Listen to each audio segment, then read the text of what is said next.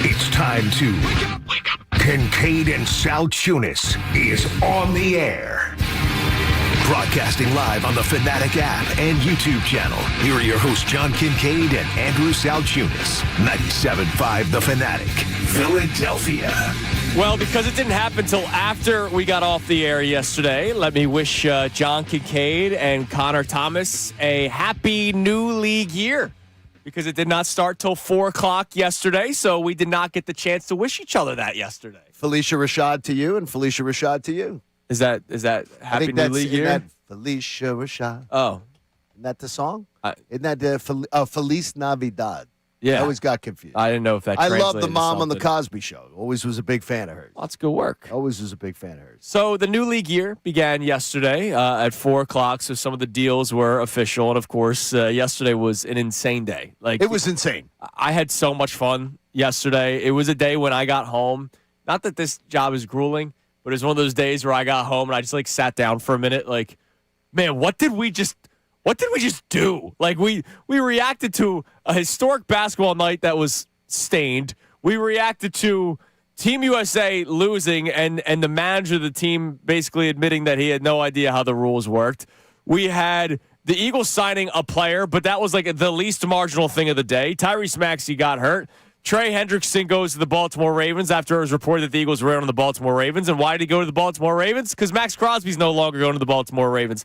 Yesterday from 6 to 10 was just nuts, Johnny. It was mayhem because what usually happens is those dirty rats in the afternoon on Unfiltered, who we do love, they tend to get all the breaking news. Yes. Occasionally our friends at Middays at Mark's will get lucky and they'll get some of the crumbs. It used to be known around here as the Mikey Miss rule, where Right. news broke at 1:57, and it was oh, okay.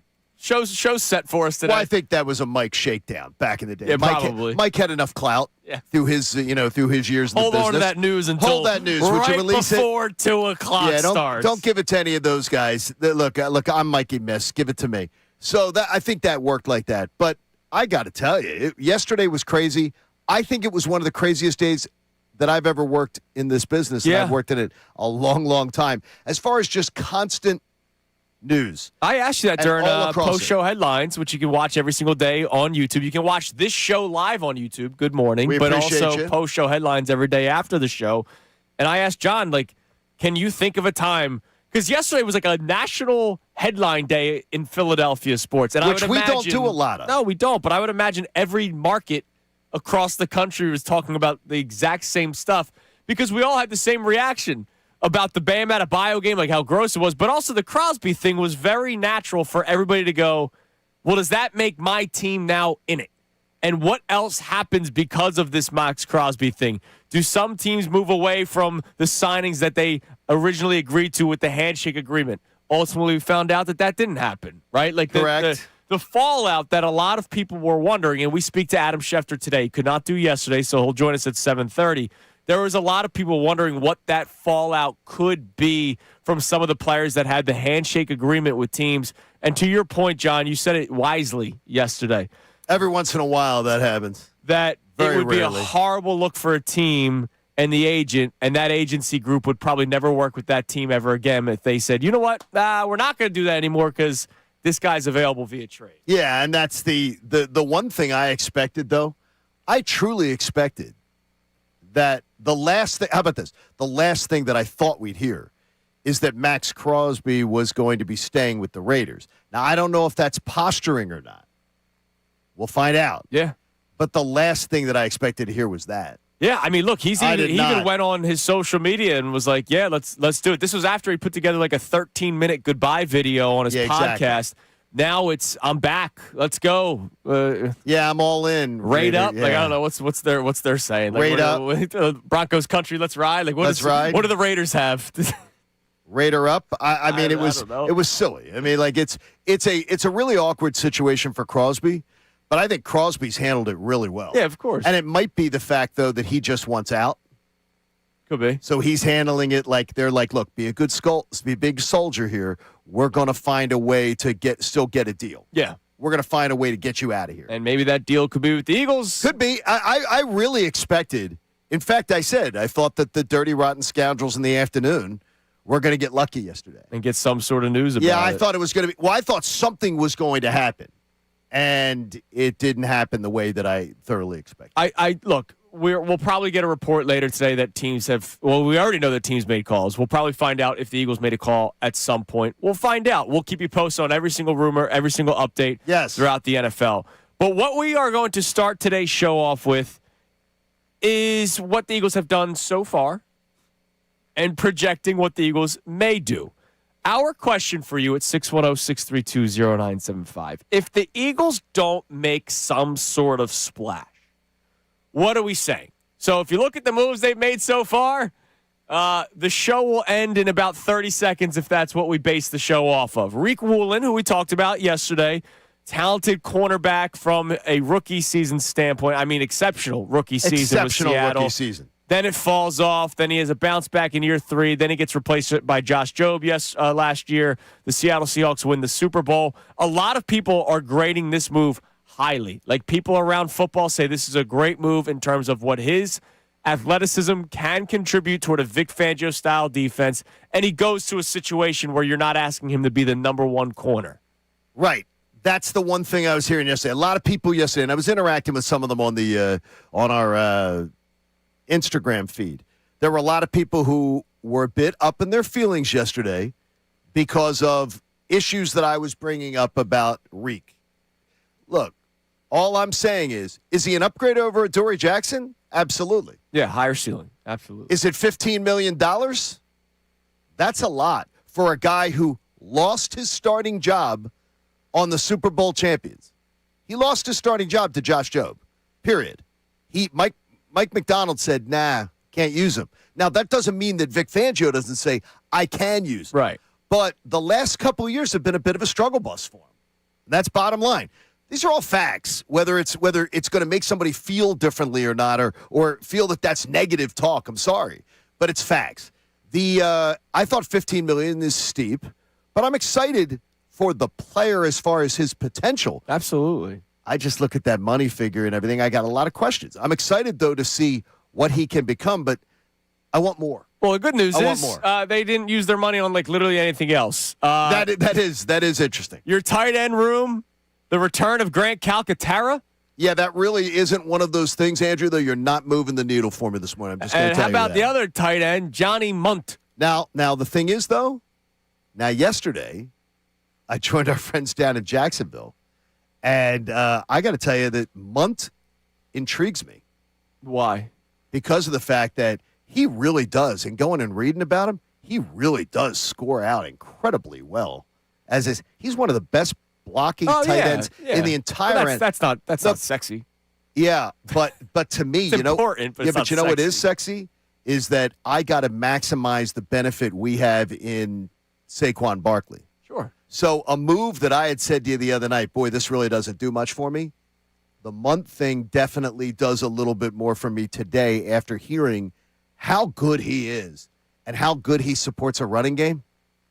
And also, Jalen Hurts has got to be pretty happy with that, too, I think. Yeah, probably. I mean, that's not even foreplay for me, to be honest with you. Okay. Well, maybe I'll get you going before the end of the show. So don't write it off yet. Those are the three moves. I haven't even bought you dinner yet. Those are the three moves we know so far. Riq Woolen, Grant Calcaterra, Johnny Munt, right? We know that they extended Jordan Davis. The Jalen Carter nonsense, which was nonsense. Adam Schefter straight up said it was nonsense on national television the other day. He'll join us later on. The Eagles will at some point work an extension with Jalen Carter. Could happen this offseason, may happen next offseason. We'll find out, but we're expecting an extension for Jalen Carter. A.J. Brown watch continues, right? But other than that, I mean, this is what they've done so far, and the dust has settled. Legal tampering's over. We're now new league year. There's not really a big splashy player that's out there right now. So if we ask you the question, if the Eagles don't make a splash, then what are we saying? Because we said when the Eagles lost to the 49ers that the championship window didn't end. Like it's not like their championship window closed that day. But they have not done anything right now that makes you say, all right, they've gotten better. The draft still has to happen. There's always fallout after the draft. There's always a guy released in training camp.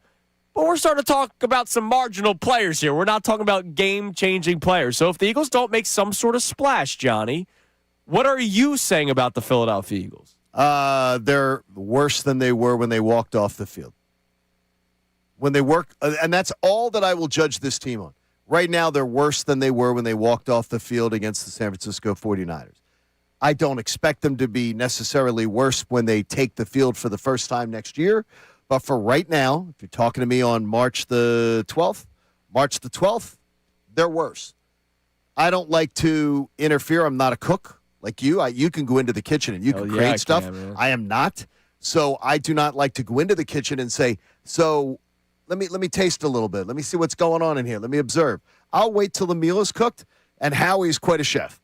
So I'm going to trust that Howie's got a plan. Right now, though, I got to tell you, I'm not really digging how the offseason has gone so far. Yeah, so far. But I'm going to be patient. It's because quiet. Because Chef Howie is a pretty impressive chef. So I'm going to give Howie the benefit of the doubt that he's got a plan. He's got a plan, and I think it can work. Yeah, look, honestly, the biggest offseason move might end up being Sean Mannion. That could end up being the biggest move for the Eagles this offseason. Okay, that's not going to do. Then you're not making my morning. Well, what other big move are you expecting at this point? I mean, look, Jonathan Grenard will be a solid pickup if they do make that trade because that would be a very solid pickup. But what are you giving up for that? Is what I want to know. I don't know what that market as long as it's a third-day pick, which it seems like yesterday NFL Live. Early third-day pick, I'm okay with. Yeah, because he's already got a decent contract. Right. Early third day seemed to be the discussion point. And as long as that's the case, I'm all in. Sure. All in. And, again, I wasn't too familiar with this game. I'm asking Connor yesterday because he knows a little more about the Vikings due to family bloodlines. What I saw, I liked. I went to YouTube. I like him. He looks like a good player. He had 2 straight seasons of more than 12 sacks. Fell off last year. And, again, I always do wonder though when you're buying the bounce back guys. That always does give me a little bit of reason for pause. Buying the bounce back guys. Okay, well we're buying this guy's going to be on a bounce back. We're buying Reek's going to be on a bounce back. We're buying a lot of times that doesn't work out in the NFL, but again, I'm going to be optimistic because I don't know what I can't see this whole vision work out. But hey, we'll see. We shall see. I'm worried about the offensive line that's going to be addressed through the draft. Yeah, look, it's not a sex appeal offseason for the Eagles. It really is. I mean, 2 years ago we were spoiled with the Saquon Barkley thing, right? Like that was the biggest splash of the offseason last year or 2 years ago. Sure. There were some splashes last year for other teams that had success. The Eagles aren't really in a splashy offseason period. At least I don't think so. Connor, if the Eagles don't make some sort of splash, what are you saying about the Philadelphia Eagles? They're fine. They're going to be totally fine. Like, the Eagles are the girl that looks good in the sweatpants, no makeup, just kind of hanging out. They've got enough talent already. Look at the stars they have on offense. Look at the stars they still have on defense. They're going to be just fine without a splashy move because Howie's done such a great job of drafting and then supplementing that with longer-term contracts to players we trust that I don't need to see them do anything splashy. I'd like it to give us more to talk about and more to be excited about. But if they rolled in with like this roster and then other guys to fill in positions that there are holes at that are just like not notable moves but middle of the league players, I think they're going to be totally fine. So you're counting totally on Mannion is what you're telling me because the stars on offense meant nothing last year and this team's not as good on offense as they were last year. Yeah, absolutely. That was the issue. You're betting on Mannion being that honestly, I'm not saying you. No, nobody does. We know nothing about Mannion. Yeah. Well, I'm not saying like they're going to be Super Bowl champions right now, but I'm saying they're going to be fine. Their baseline level of success to me is the same with where the roster is today. Because they still have a lot of star players. I don't think the offense was fine last year, though. I think the offense was pretty putrid. From a talent perspective, with the talent they had, feel good about it. It's just the Sean Mannion figure out I don't even want to say the magic elixir because it shouldn't take much magic to get this offense going. But if they do get something going, it'll once again just show you how bad things were last year and how much they wasted this past season. The biggest move, again, this offseason might be Sean Mannion for the Philadelphia Eagles. And that's not – I can tell you right now, then the offseason to me is going to be a dud. All right, well then – that's a dud of an offseason. If you're telling me – if you're selling me on a guy that we know nothing about, that's your biggest offseason thing, then that is a dud of an offseason. Let's talk about it. If the Eagles don't make a splash. And I like the hire. Sure. But I like the hire in theory. They're like, we have no idea what Sean Mannion is. 610-632-0975. If the Eagles don't make a splash, they don't make some splashy move that's going to lead headlines, right? Like literally yesterday, we had so much going on, we kind of had to throw in the Reek Woolen signing. That's kind of what the Reek Woolen signing was. Even if there wasn't major news around the world of sports yesterday, we would have talked about the signing and been like, yeah, nice player. This is what he did. This is what you hope he can do. Conversation over. So, if the Eagles don't make a splash, what are you saying about the 2026 Eagles? 610-632-0975. Can anybody let Mark DeRosa know that their ticket was punched? Can anyone let him know? It's already. It would sort of be funny if it wasn't so pathetic. Team Italy. Wow. They beat the doors off of Mexico. Nobody really expected that. Mexico, heavy favorites in the game yesterday. But Aaron Nola, the Italian ace, goes out there and shoves.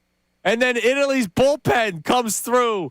And the Italy lineup comes through, Johnny. And Team USA sat in the chair in the hotel room, watched it all happen. And Team USA gets to advance to the quarterfinals. And they will be playing Canada on Friday. I can't imagine the same struggles against Team Canada like they face against Team Italy. USA survives. Thank you to our friends in Italy, John. Yeah, thanks to Italy. We appreciate it. Thanks for saving our backside. Seriously, they saved sheer embarrassment for the United States baseball team. Dave Dombrowski would have called them a good club if they got eliminated. A good club. He said, we got a good club. We got a good just club. If one thing went one way or the other, if Aaron Judge just hits a home run and ties the game at 8, we got a good club. The funny thing is that you say that so facetiously, and you know that he would have said it. That's exactly because he said it about the Phillies losing to the Dodgers. Correct. But Team USA survives. They move on. It made me think of something when I was driving in this morning. Remember that tweet that I've referenced a few times? Which one? That some guy in D.C., his son asked him, is Jalen Hurts a good player? And it took him like 10 minutes to answer the question because he is good, but there's also limitations. Okay. If a little kid went up to you, one of your 17,000 nieces and nephews or cousins, or got tons of them, or one day, God willing, Liv's got a little baby, and little baby goes up to pop. What do you want to be called? Is that what you want to be called? I don't know. Grandpa, whatever. Yeah, Grandpa. I don't know. Goes up to you and says, "Tell me about Aaron Nola." What would we say? What year is it? Well, no, like Connor, that's not a bad answer. But if it's not a bad answer. If somebody asked me right now, tell me about Aaron Nola, right? Okay. I don't know how I would talk about him. Yes, you do. Because he frustrates the hell out of me, but he's also will go down. You could say that's more a stain on the Phillies organization, but he'll go down as one of the best Phillies pitchers in the history of the franchise. Well, that's an indictment. Sure. But you're going to have a lot of respect. I'm going to have a lot of respect for what Aaron Nola's accomplished here. I mean, I'm going to look at him with a lot of respect. Up until last year, picking up the ball every fifth day. Yeah, I admire pitcher durability. Yeah. I admire guys who head to the mound, who show up, reliability about showing up for work. So I'm always going to have a ton of respect for Aaron Nola in that regard. And I saw Aaron Nola enough in 22-23 show up in 2 years in a row in big spots. Right. And come through. So to me, the division clincher, the game against the Braves, which was awesome. Unbelievable. I mean, so he had playoff moments too, so I'm always going to look at that, and I'm always going to have a lot of respect for that. Like, Connor, I know you were at one point like the biggest Nola honk in this city. Tasty Cake Dom and Mr. Freeze, he calls him. And Connor. But then we go from that side of it's like politics. You're that side, and then there's the guy that has a F Nola jersey at Citizens Bank Park, which makes no sense. Which is a horrible thing to do. Yes. But like that's about one player. There's one side of Aaron Nola is one of the greatest pitchers in Phillies franchise history. I respect that. And then there's the opposite end of the spectrum, which is literally bleep Nola. I hate him. Like what do we say about Aaron Nola? When I see that guy, that jersey, that sentiment, I just roll my eyes and say, We don't watch baseball the same way. Yeah, but I also roll my eyes at the people that try to tell me he's like spectacular. Well, so do I. That's why, because he's not. That's why we have the derisive, Aaron Nola's an ace, soundbite that I did for the fundraiser. Yes. We got that too. People, I don't think want to have, and I think in this city, it is different than a lot of other cities. There are fans who just do not want to have honest conversations about their teams. They cannot. The Eagles sign Reek. That's a great signing. It's great. Why would you say you're negative if you think anything's bad about this signing? It's a great signing. Well, what about the fact that he lost his start? That doesn't matter. You're just being negative. Like there are people who they take one side and they cannot hear. They cannot converse. They cannot have one side on. But you also hear Aaron Nola? You also hear about the opposite, though. I doubt that the guy that has a bleep Nola jersey is listening to positive Nola. No, talk. he's not going to hear anything, and I don't understand because I believe there's a lot more positive to the Nola story than negative. Because people want to be At happy. least for me. No. I'm saying for me, I look at the Nola story as more positive. And that's just me, maybe, as a fan. All right, the two questions for you to start. 610-632-0975. If the Eagles don't make a splash, what are you saying? And if somebody asks you to tell you the story of Aaron Nola or give your thoughts on Aaron Nola, like, hey, did you like Aaron Nola? Answer that. Hey, Pop-Up, tell me the story of Aaron Nola. By the way, he's a USA Italian hero today. We love you, Aaron Nola, today. Coming up next, an update on an Eagle that is hitting the open market, but he technically hasn't hit it yet. It's Kincade and Salciunas, 97.5, The Fanatic. I love the Bet Parks app. I'll tell my grandchild one day about the Bet Parks app. I'll let them place a wager as soon as they're legal to do so. And we'll go and we'll bet pro basketball, hockey, college hoops, and more. With the big tournament coming up in just a week, there's always other ways to win on the Bet Parks online casino and sportsbook app. Bet responsibly, bet smart, but Bet Parks has your favorite quality casino games, too, right there on your phone. So let's say you have a doctor's appointment, some time to kill. You can play blackjack, craps, roulette, and hundreds of online slots like Triple Cash Eruption, Tiger Jones, and Cleopatra. Plus, betting all your favorite sports, betting individual player performances, bet a little Flyers action last night and won. And you can live bet any game you want to. And new users get up to $1,000 in casino bonus back if you're down in your first 24 hours. Check out betparks.com and get all the details. So whether your team scores or not, there's always another way to win on the BetParks online casino and sportsbook app. Whether it's you or whether it's family members, you got to be 21 in Pennsylvania, Jersey, or Michigan. Should you have a gambling problem, please call 1-800-GAMBLER. Now on 97.5 The Fanatic Sports Update. Defensive changes for the Birds. I'm Connor Thomas, and the Eagles have had some major turnover on defense this offseason as free agency has just gotten started. Yesterday, defensive coordinator Vic Fangio met up with John Clark of NBC Sports Philadelphia to talk about the loss of some big-time players. Yeah, it's like we're the farm system defensively for the 31 other teams in the league. But, we'll do a good job. Howie does a great job putting together the roster. The assistant coaches will do a great job getting the new guys ready. We'll be ready.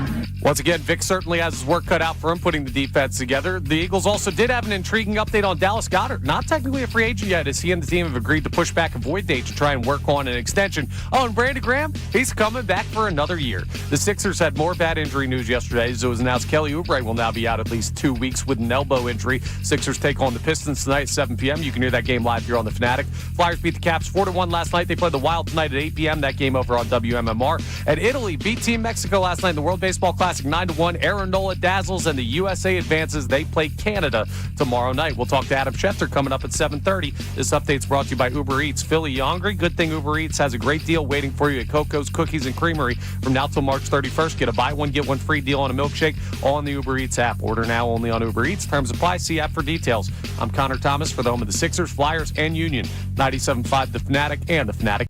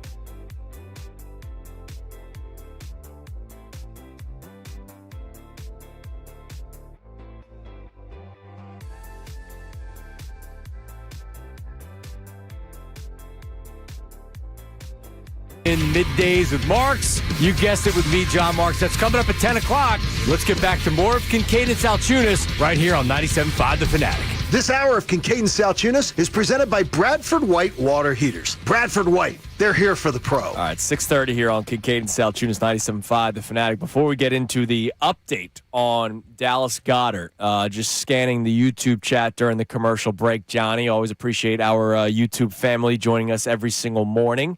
My girls found the diatribe on the golf shirt the other day very funny. Oh, it's always fascinating stuff. They enjoyed that.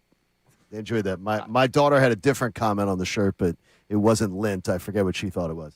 Was that at least a positive comment? Spider webs. Oh, spider. She said like when like the spider web sort of like stickies off. Yeah. Like she was like spider webs.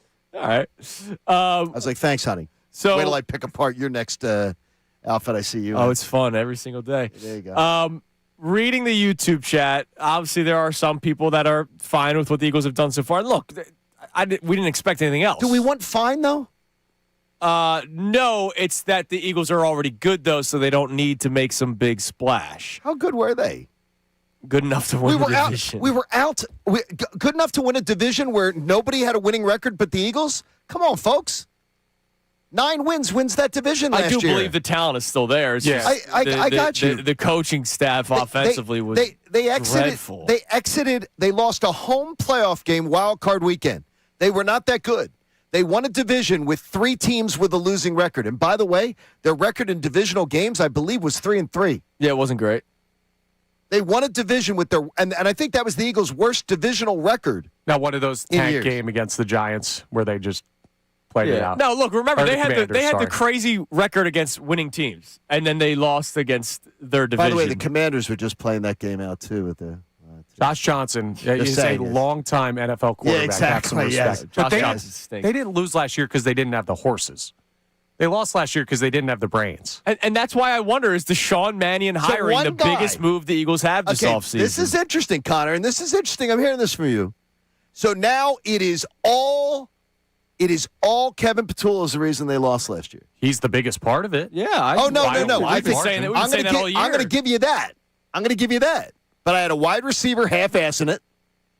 I had a offensive line that was beaten up that I think is out of their control, that I have no idea if they're bouncing back. Right, but what are you going to do? Replace your line with everybody coming back with other guys? No, but I have no reason to say they're going to be fine either. But a splash move is not fixing the things you're worried about. No, but they need to. Right now, I have no idea if they have their most productive guy in the passing game, Dallas Goedert, the guy catching all those touchdown passes, especially in the red zone. You also don't know if A.J. Brown's going to be back, who was a 1,000-yard receiver. You have no idea if you can get a first-round pick for him and somebody else to get in there. I have no idea. I mean, there's anybody who's telling me, they'll be fine. They're okay. Well, they won a division where nobody else had a winning record.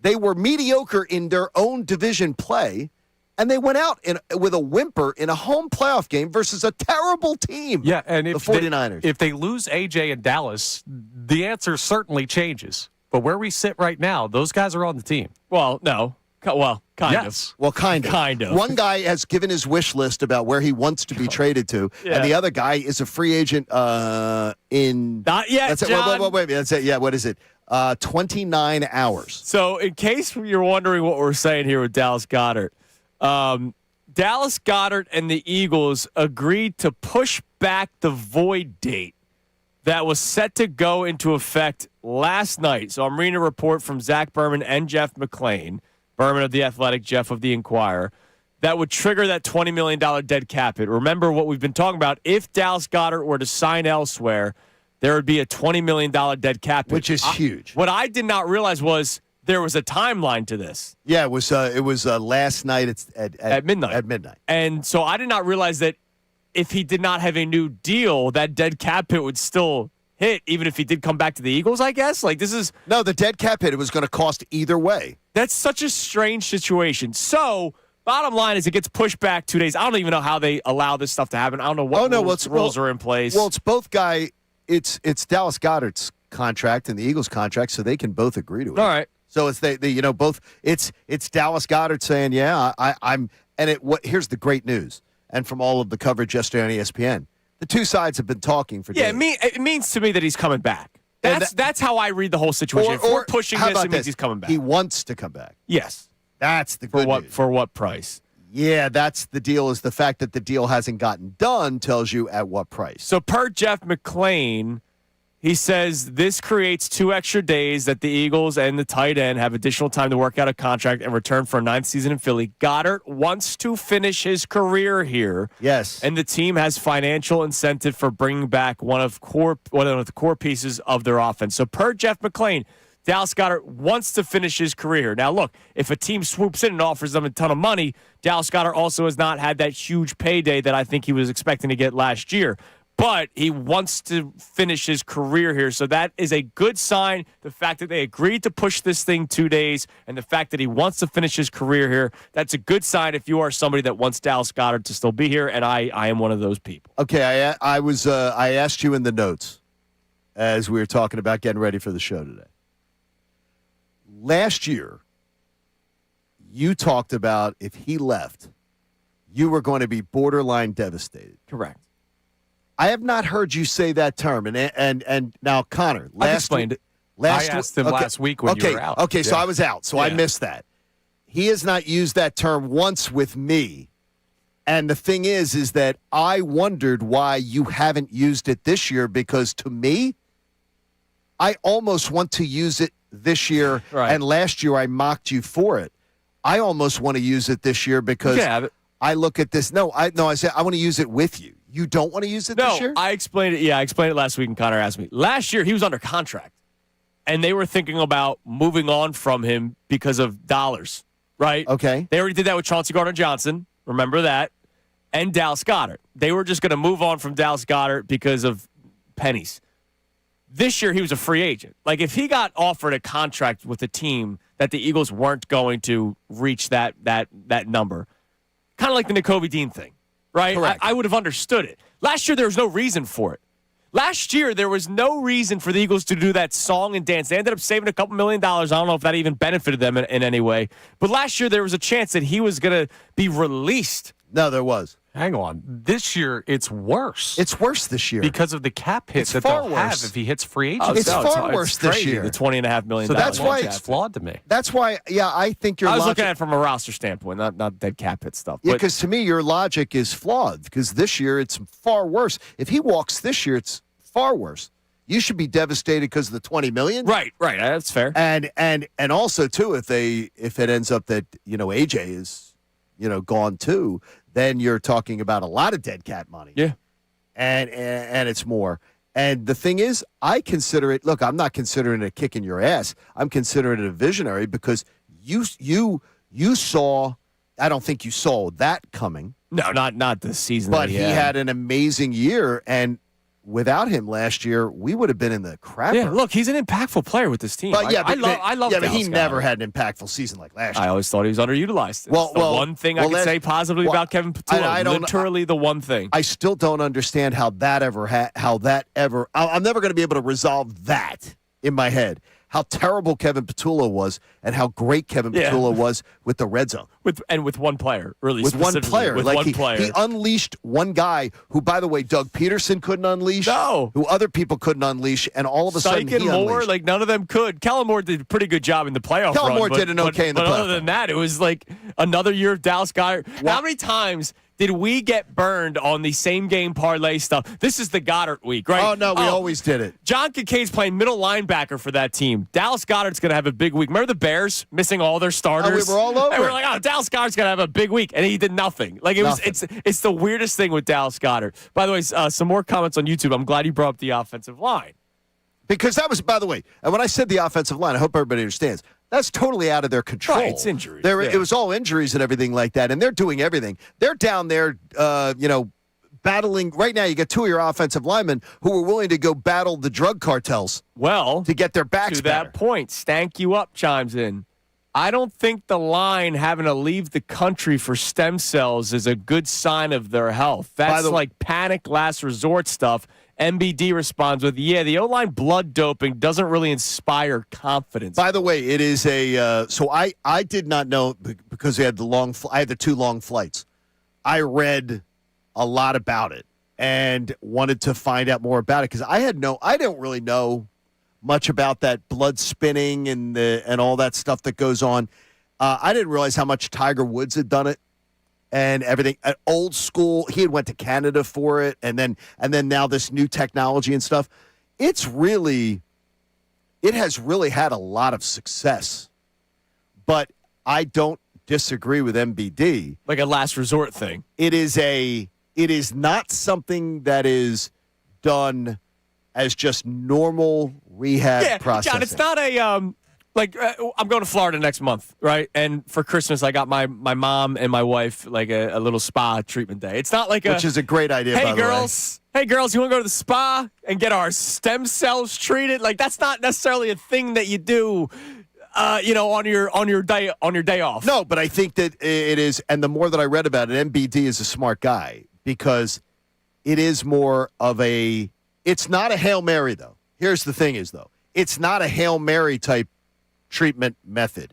It is a treatment method that, by the way, has been getting a lot of acceptance. Sure, but let's hope it works, man. It's not normal, and the Landon Dickerson thing.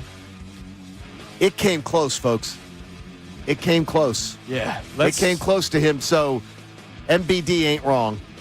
It's not wrong. It came close. Could have lost him. Let's hope that gets worked out. Let's hope it does. All right, coming up next, we'll check our text line for the first time this morning. If the Eagles don't make a splash, what are you saying about the 2026 Eagles? If a little kid came up to you and said, tell me about Aaron Nola, what would you say?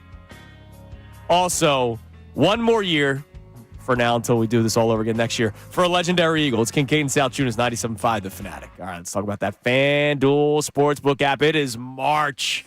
There is so many things to choose from. WBC, right? Of course, college basketball, and that's what FanDuel's really pushing right now. Get $300 back in bonus bets every day for 10 days if your bet loses. They are here to let you have so much fun this March. Place a tournament bet using the token, and if it doesn't win, you'll get up to $300 back in bonus bets every single day for 10 straight days. That's 10 chances to play all tournament long, from game props and money lines to spreads, totals, futures, and more. You can even mix things up with the same game parlays for a shot at a bigger payout. However you want to fill out your bracket, FanDuel in partnership with Valley Forge makes it easy for you to stay in the action day after day. Just visit FanDuel.com/local to sign up today. That's FanDuel.com/local. FanDuel, it's time to dance. Got to be 21 plus, present Pennsylvania. Must apply select token each day. Bonus bets are not drawable and expire 7 days at the receipt. Tokens are received in increments of one per day. Restrictions apply. See terms at sportsbook.fanduel.com. Gambling problem? Call 1-800-GAMBLER.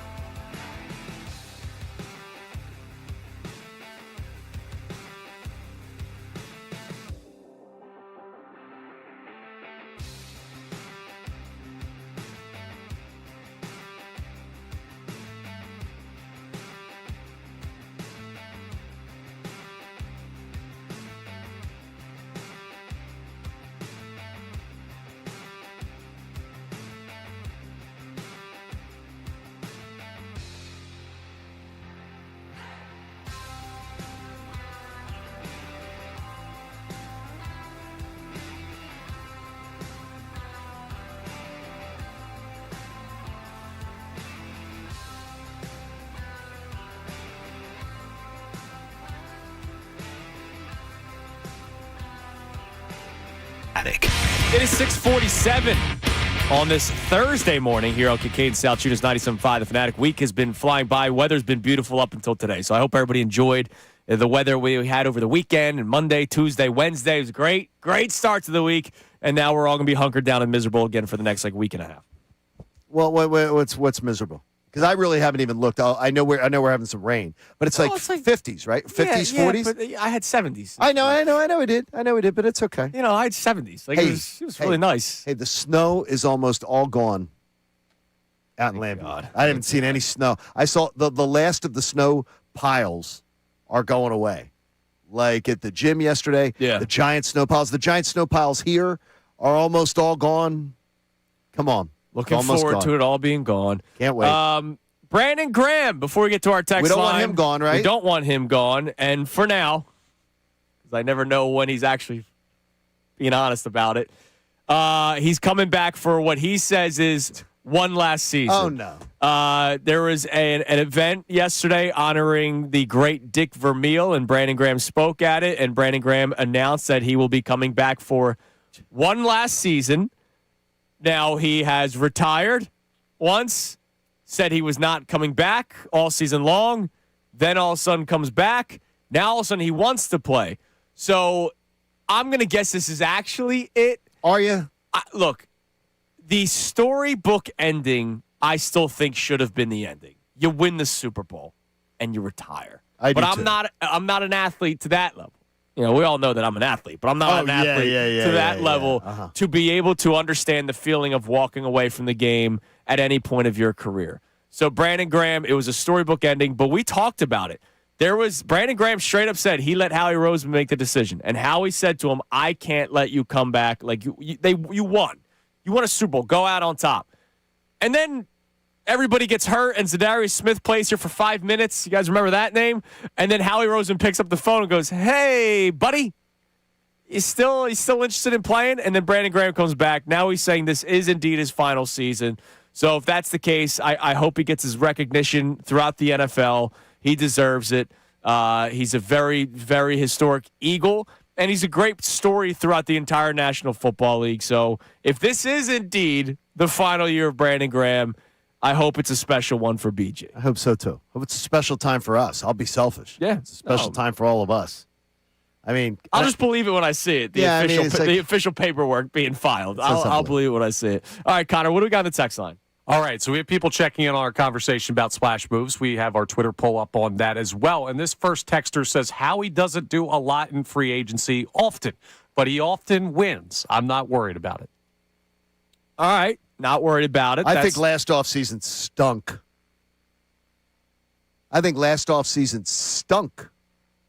So I'm just going to say, look, Howie does. He's had some great hits. Like if you talk about Quinion and Cooper and everything. I think last year was awful. They didn't really do much, did they? No, I think last year was bad. It was almost like, well, and look, we all kind of understood. What do you think of last year's draft? Well, Jahad Campbell, good start. Drew McCouba, we'll see.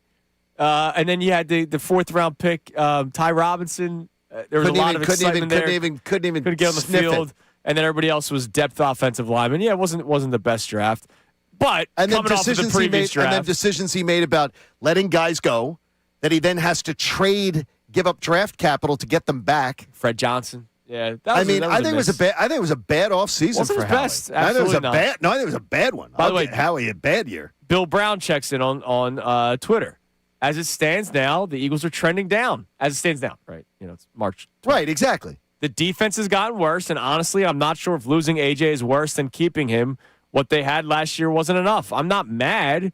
It may only be a year or two fix, but this was to be expected.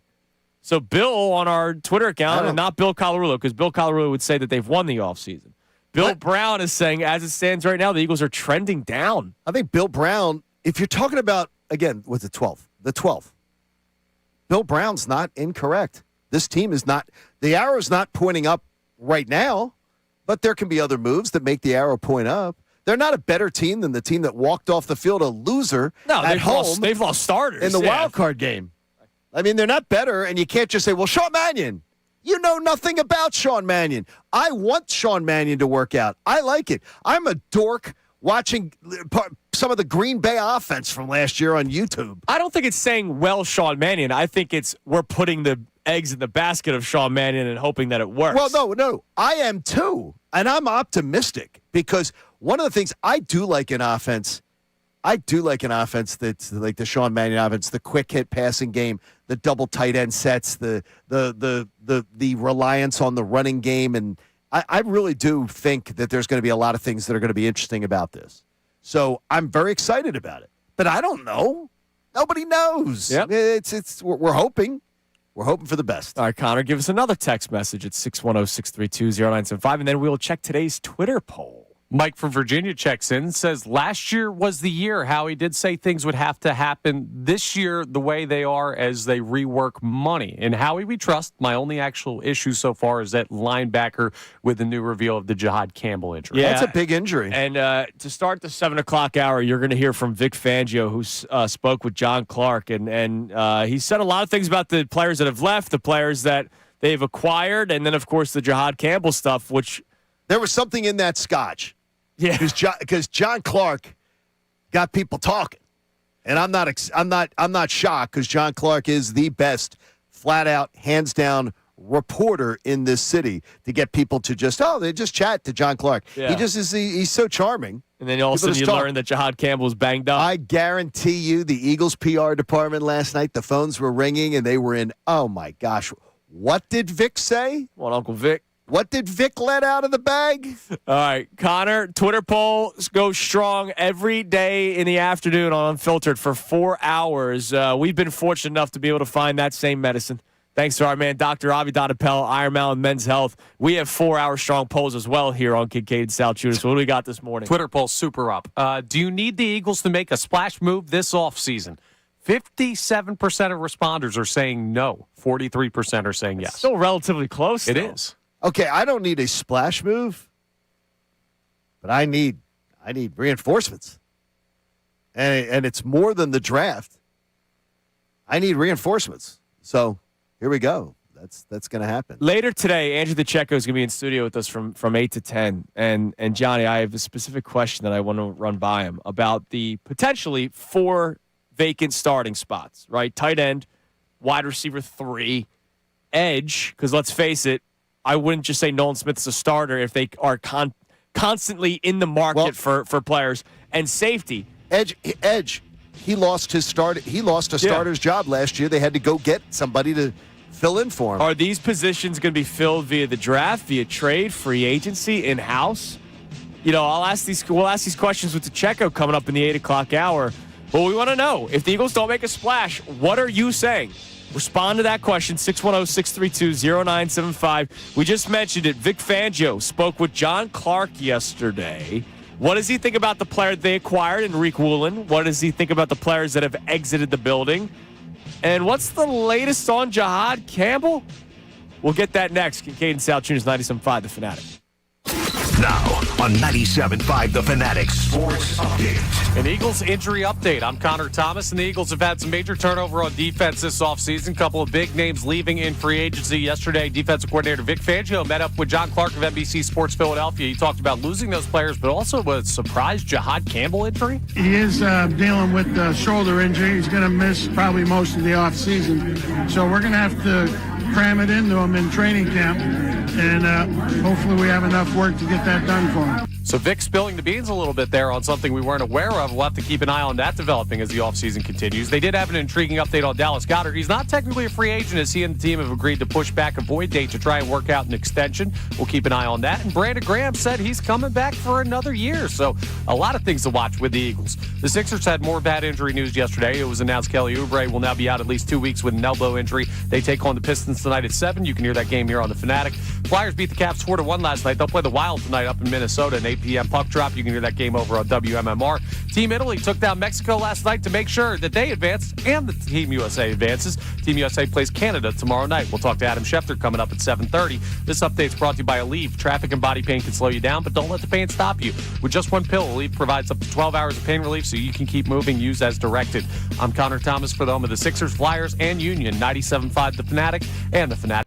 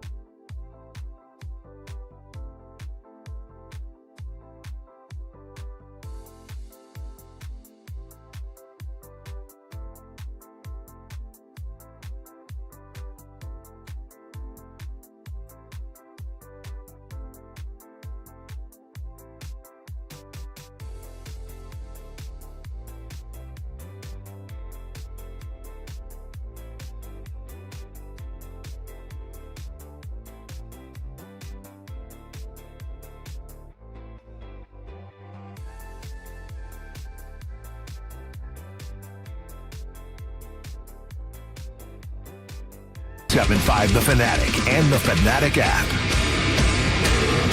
It is 7 a.m. here on Kincade Salciunas 97.5 The Fanatic on this Thursday morning. Coming up in 30 minutes, Adam Schefter joins us at 7:30 today. He had to move from yesterday to today because of the craziness that was the beginning of the new league year yesterday. Yeah, they do that show all day long. Yep. During those things, so it's good for Adam. And it's awesome for us to be able to have him on today after the craziness that was the world of sports yesterday, the world of football. Don't forget, during the show, we talked about his report that the NFL may have a Thanksgiving Eve game as early as this season. I would love that game to be in Philly. You know, I saw somebody on social media complaining about it yesterday, basically saying that the Sunday product took a hit because they were making these special games the marquee matchups of the week. What? And you know what, dude, whoever you are, I guarantee you're still watching Sunday. Like, we can complain all we want. You're still watching, and so is the entire world. And that's why the numbers are the numbers every single week, every single night, whether they play on a Tuesday, Wednesday, Thursday, they're getting top market numbers. Record year for the NFL. It's like, I understand. People just, I think, are very stuck in their ways. Yeah. They're stuck in their ways. It's to complain to complain. You know, like, that's crazy to me. And look, I mean, it's great. Come on. Then don't watch for a night if you don't want to. Nobody's forcing you at gunpoint to watch. It's great.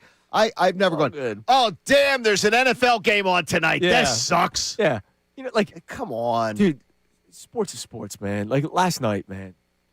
Me and Coop hunkered down with me to watch the Flyers? To watch Italy, Mexico. Oh, to watch Italy, Mexico. And he was singing "Take Me Out to the Ball Game" constantly. Was he? And I was like, dude, this isn't even the Phillies. Like, I can't. I'm so excited that he was that into. He's got to take me out to the ball game going on. Yeah, man. During Italy, Mexico. That's good. And like the football, like when sports is on, sports is on. Like, what are we complaining about?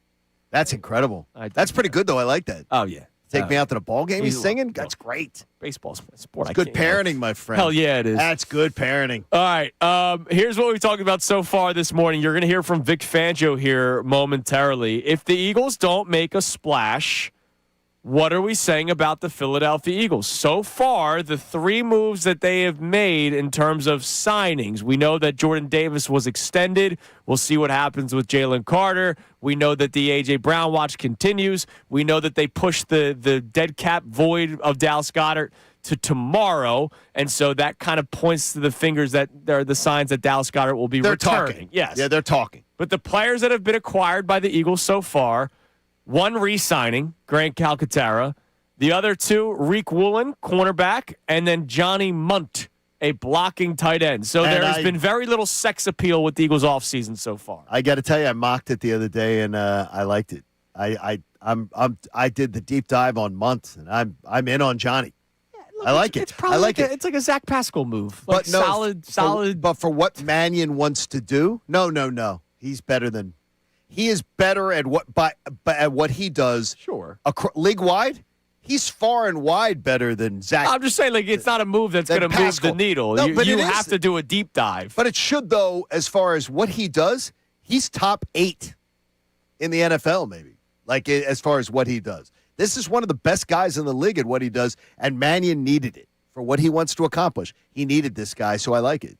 It wasn't the other day I said, yeah, I'm not that enthused by it. Yeah, I'm enthused now. So I'm enthused. Okay. I like it. I see. I like it. You're a little bit more excited than I am. I am. I'm excited It's about like, you know, the Phillies signed one of the best sixth-inning relief pitchers in baseball. Yeah, Jonathan Bolin. Fired up to see him throw you know this what year. I mean? Like, sure, Excited. it's better than what you had, but, like, I'm not about to be like, oh, I got to go get my Bolin jersey. I don't think the Munt jerseys are going to be flying off the shelves anytime soon, Johnny. Somebody who's astute will look into it there. I bet you that we're going to find out a lot about that. Andrew DeCecca will know a little bit. Oh, he's probably going to tell us he's tremendous. I See all can't about wait. Yes. It probably behooved the Eagles to sign him.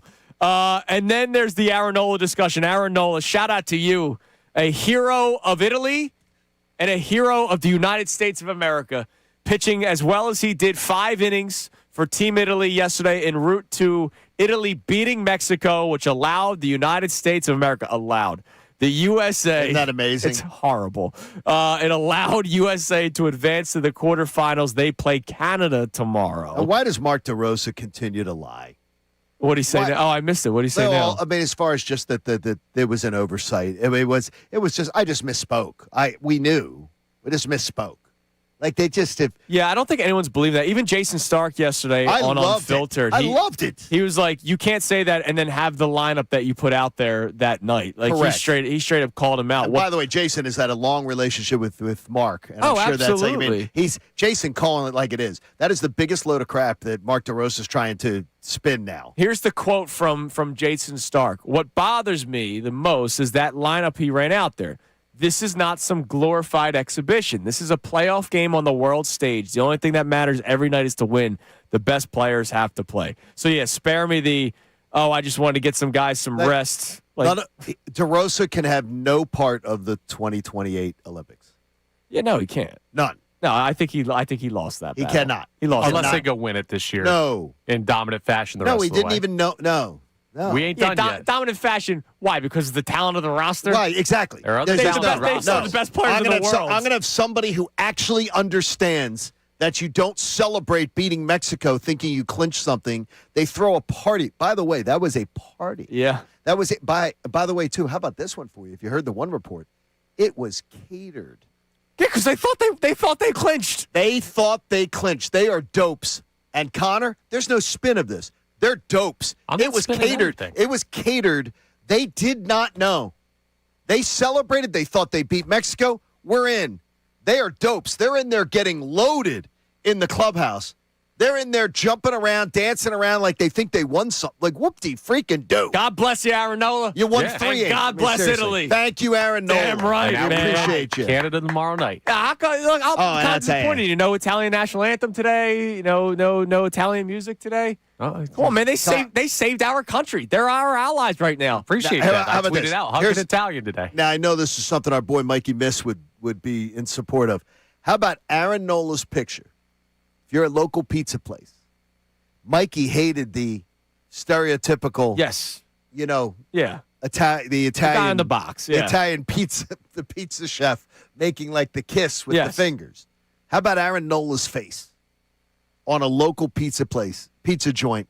Puts Aaron Nola's face on for like we the all next know month he on the pizza screams. box. He screams Italy. Yeah, I mean, because he is. He's 1%. What was he? 1.5%. Hey, Whatever that was it an was. important Last night he was 1.5%. 100%. Damn right, man. I'm Hey, telling he's you. 100% American hero too. All right. Yesterday, everybody that covers the Eagles did a what now? What did Vic Fangio just say? How did they miss it? So John Clark was able to connect with Vic Fangio. I'm guessing, was this also at the Dick Vermeil thing? Yeah, it was. All right, so Brandon Graham announces that he's coming back for John one more Clark's year. everywhere. And then John Clark also got to talk to Vic Fangio. So listen closely because Vic Fangio gets in a couple things here. Great job by Johnny Clark. They talk about Reek Woolen. They talk about some of the players that have exited because of free agency. And then the Jahad Campbell stuff comes up as well. This was Johnny Clark with Vic Fangio just last night. It's been a busy week for the Eagles, of course. You got a new cornerback, Tariq Woolen. What are you thinking of him, first impressions? Well, I haven't met him yet. I only know him from video study and evaluating him. And we're hopeful that he's going to come in here and play very well for us. And you know what? Last year, you lost a bunch of free agents on defense, and you still had one of the best defenses in the NFL. How challenging does it get each year when you lose even more starters? Yeah, it's like we're the farm system defensively for the 31 other teams in the league. But, you know, we'll do a good job. Howie does a great job putting together the roster. The assistant coaches will do a great job getting the new guys ready, and we'll be ready. Yeah, and I'll tell you what, you're making some agents a lot of money because these guys are getting big deals on the open market. How much are you going to miss the guys that you lost, and what are you going to miss the most about them? Yeah, you'd think they'd at least send me a $5 bill or something, you know. But we'll miss them. You know, Nakobe had a great 2 years for us. You know, we're going to miss him. I really enjoyed the guy. We lost Reed. Reed was a great story coming from an undrafted free agent to being a starter, winning a Super Bowl, being elected captain. You know, he's got a lot of intangibles besides his good play that we'll miss. You know, Jalen's a hell of a player, as you saw Carolina thought so too with the amount of money they paid him. We were trying hard to keep him, but it got a bit too expensive. and I wish him nothing but the best of luck. As far as like Nakobe Dean and Jalen Phillips against the run, how ready is Jihad Campbell for that spot now in Nakobe's spot? Well, he's got to be ready, and we got to do a good job getting him ready. You know, he is dealing with a shoulder injury. He's going to miss probably most of the offseason, so we're going to have to cram it into him in training camp, and hopefully we have enough work to get that done for him. Shoulder surgery last offseason. Yes, which is what also dropped him in the draft. Shoulder injury? What? What? How's this under the radar like that? I mean, how did nobody had this? Nobody. Good job, John Clark. Season ended, and I imagine Nobody that's has it. I mean, nobody had this injury. Yeah, and of course every article was written in the world afterward. And look, the scary thing is he's been dealing with shoulder injuries, right? This isn't like it's like I'm not going to go as far as Embiid, but like when Embiid has a knee injury, you go, damn, another knee injury. Jihad Campbell's been dealing with shoulder injuries, and he dropped in the draft because of it. Yes, he should have been drafted top 15. Yeah. And that's the reason you got him at, what, 30 or 31? 31. They 31. traded up the one Right. spot to get 31. him. So it is a little concerning, you know, when a guy that's already dealing with something is now dealing with it again some more, and you did let – he got paid, Nakobe Dean, right? And you weren't going to pay him. No, you can't. You couldn't have afforded He to. left, and that's the guy that, you know, Jihad Campbell's replacing that player because he left for free agency. So it is a little alarming. You heard what he had to say about some of the other players. They really wanted Jalen Phillips back, man. They really did. I wonder, did they not expect somebody to swoop in? Who would have that expected much? that? I didn't. Carolina had $30 million a year. It I was didn't expect it was listed as yesterday. NFL Live had the number one. The number one. It was listed as the number one overpay, and the number one shocking move. Especially when Trey Hendrickson goes for much less. I mean, are you kidding me? He's not. now Trey I get it, the Hendrickson. age is a big difference, right? And 31 versus 27 is Yeah, a but he's big not- difference in the he's not NFL. Trey- He's not Trey Hendrickson. Here's what I'll say, because we had the same conversation last year. What the hell are the Patriots doing paying Milton Williams all that money? Yeah. Next thing you know, dude, they're in the Super Bowl. that is something that, God bless Milton Williams, man. Like, I was shocked when he got that contract. I remember saying on the show, he better write Jalen Carter a thank you note, because I thought he was a product of Jalen Carter, and he was a stud this year. So, and look, Carolina's a good defense. So, if Carolina views him a certain way, kind of like the Texans with Reed Blankenship, we said the same thing when the Texans signed Blankenship. You go, oh, they like him. So that's an interesting move for him. But we'll see. We'll see how it plays out with Phillips. But they clearly wanted him back. Like they definitely wanted him back. Yeah, they did. He even straight up said it. It just got too expensive. They did. He didn't say we really wanted Nakobe back. We really wanted Reed back. It was I like those guys. Jalen Phillips, they wanted back. I think Vic Fangio wanted him back. No, you could hear it in his voice, but this concerns you big time. But there was no way they could have. By the way, there's no way they could have kept. There was no way that they could have kept Nakobe Dean, because there was some. I saw that on my timeline last night. Once this was being going, why'd you let Nakobe walk? Yeah, could not afford. You can't look, and it's obviously it's not something where they felt okay. This is an injury that's going to keep him out. Right. This is an injury, though, that it just seems like it's over and over and over again. You're dealing with it. By the way, you got to allocate the money like in other positions. You already have his replacement, right? Correct. Like, Jihad Campbell is here, so you have to allocate the money to other areas where you may not have a replacement, like safety, right? Like edge, because Nolan Smith is becoming more of a rotational guy. There's a wide receiver that you're going to have to get at some point on your books. Even if A.J. Brown stays here, like you need a third wide receiver. Like there's guys that you need to allocate money toward. All right, real quick, because YouTube's wondering what the F am I wearing is one of the questions I got. I think it's a great shirt. It's the Grateful Dead Lithuania shirt that when Lithuania, because yesterday was Independence Day, I had that special event at City Hall. When Lithuania got its independence from the Soviet Union, they had no money to go to the Olympics, none. And the Grateful Dead were like, oh man, we want to help this cause out. Right. And so let's make them shirts and gear, and let's have our cultish followers, because as much as the Grateful Dead's amazing, they have a cult following. And the cult following donated to the cause of this random country that nobody's ever heard of. And they got a ton of cash from those shirts. Yes. It wasn't just that you're thinking, okay, boy, they sold a bunch of shirts. they were able to buy a lot of things to support that thing. It was a huge success. It was big. It's a great story. It's okay if you don't know it or if you forget about it or you just don't care. But if you're wondering why I'm wearing it, it is a special shirt for my heritage. That's awesome, too. And by the way, yesterday was awesome. I'm not trying to make some flashy statement with my clothing. I think You're not going to be a tie-dye guy now? I have the least amount of swag possible. All right, T-shirt, shorts. That's all I want to rock every single day. All right, what do we got on the text line this morning, Connor? All right, so on the topic of the splash move or not, this texter says, I'm not paraphrasing here, Connor is 100% correct. Oh, my gosh. They don't need... We don't see the text line. Tell your mom. I promise, I'll send we it don't to you see the guys. text line. Tell your that mom is to made stop up. That texting. text didn't happen. I swear to God. They say Connor's 100% correct. They don't need a splash to be the best team in their division. They need their O-line healthy and some solid moves to fill in the Wait gaps. a minute. Now, see, here's where I don't like that text. Who said they needed to make a splash? Not you, not me. But that's the question that they're but the thing is, though, is Connor's 100% right. I never said they needed to make a splash. Andrew never said they needed to make a splash. So why are you 100% right? They like me better. That doesn't make any sense. A lot of people do. I don't understand it.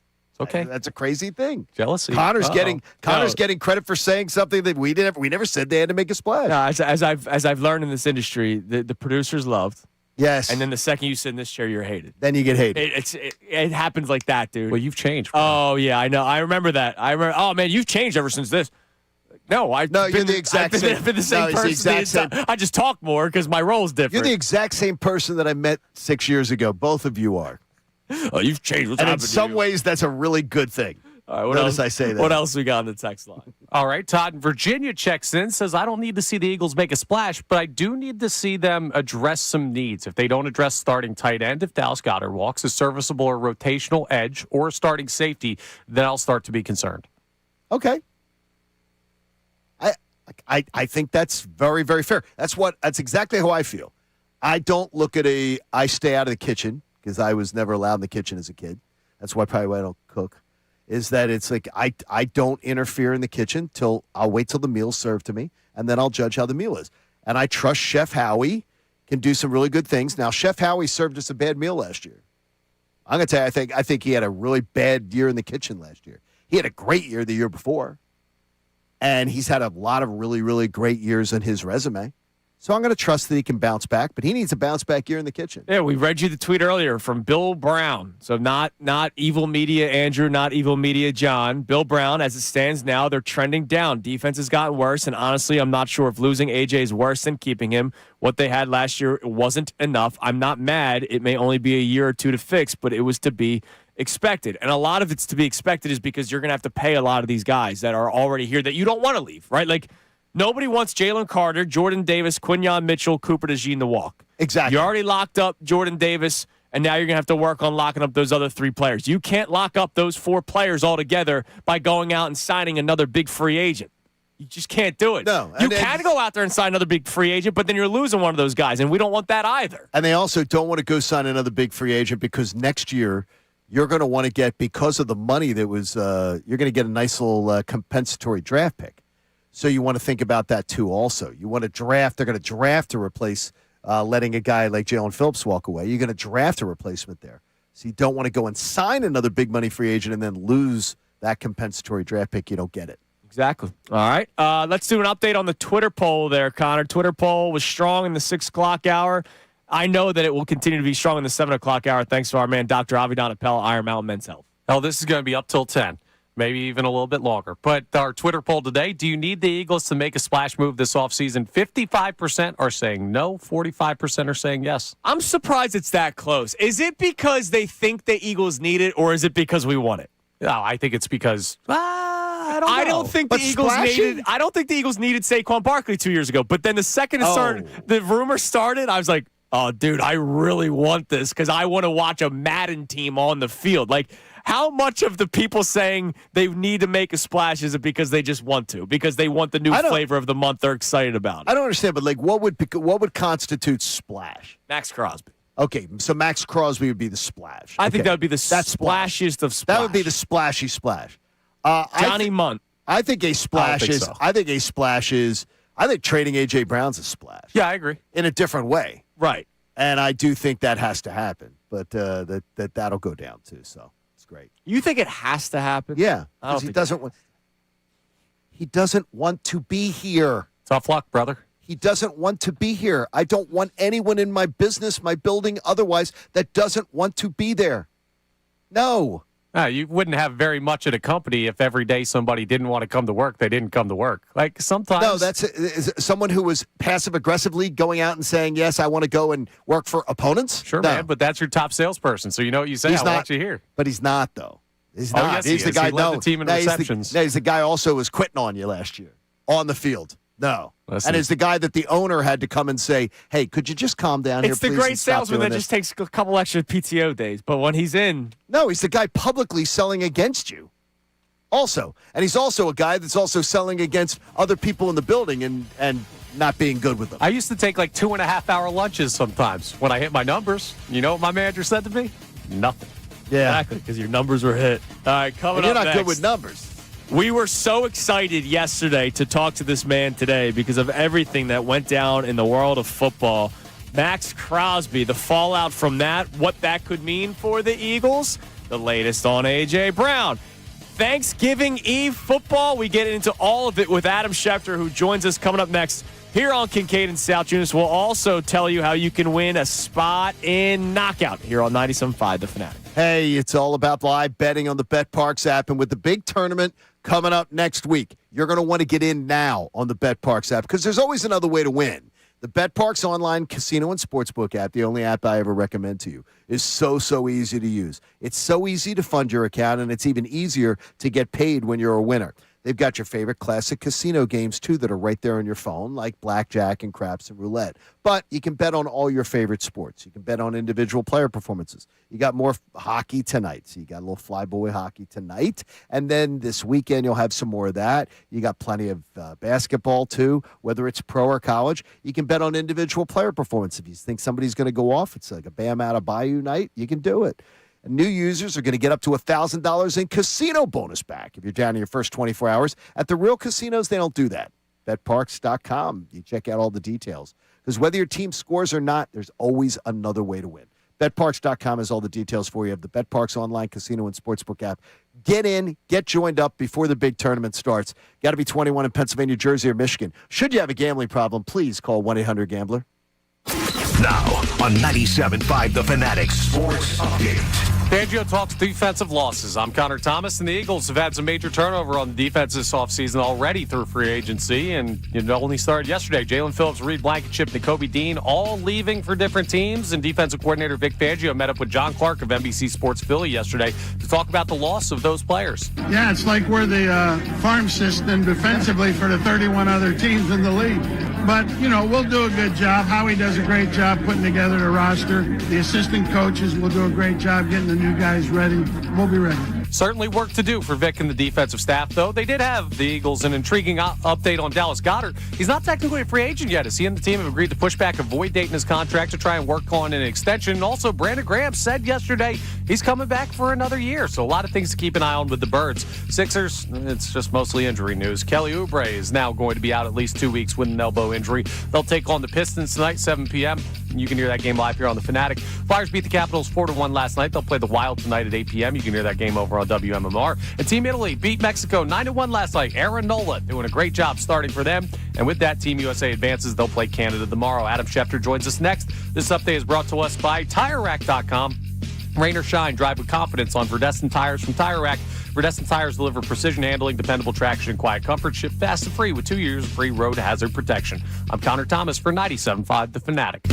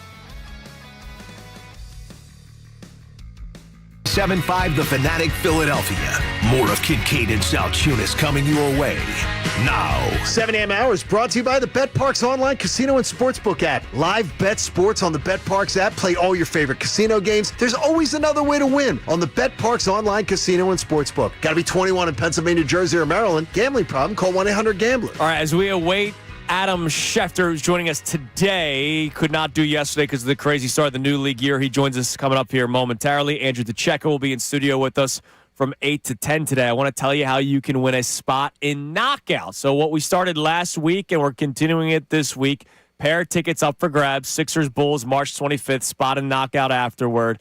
And we've been giving you trivia questions, and you text in what you believe is the correct answer, and then we pick one lucky person to be a qualifier. So in honor of Brandon Graham announcing that he will indeed come back for another season, one more season, he says, for now, we're going to do all-time games played for the 4 major sports. So I will give clues, obviously, because I don't think anybody knows this off the top of their head. But Brandon Graham has played the most games in Eagles franchise history.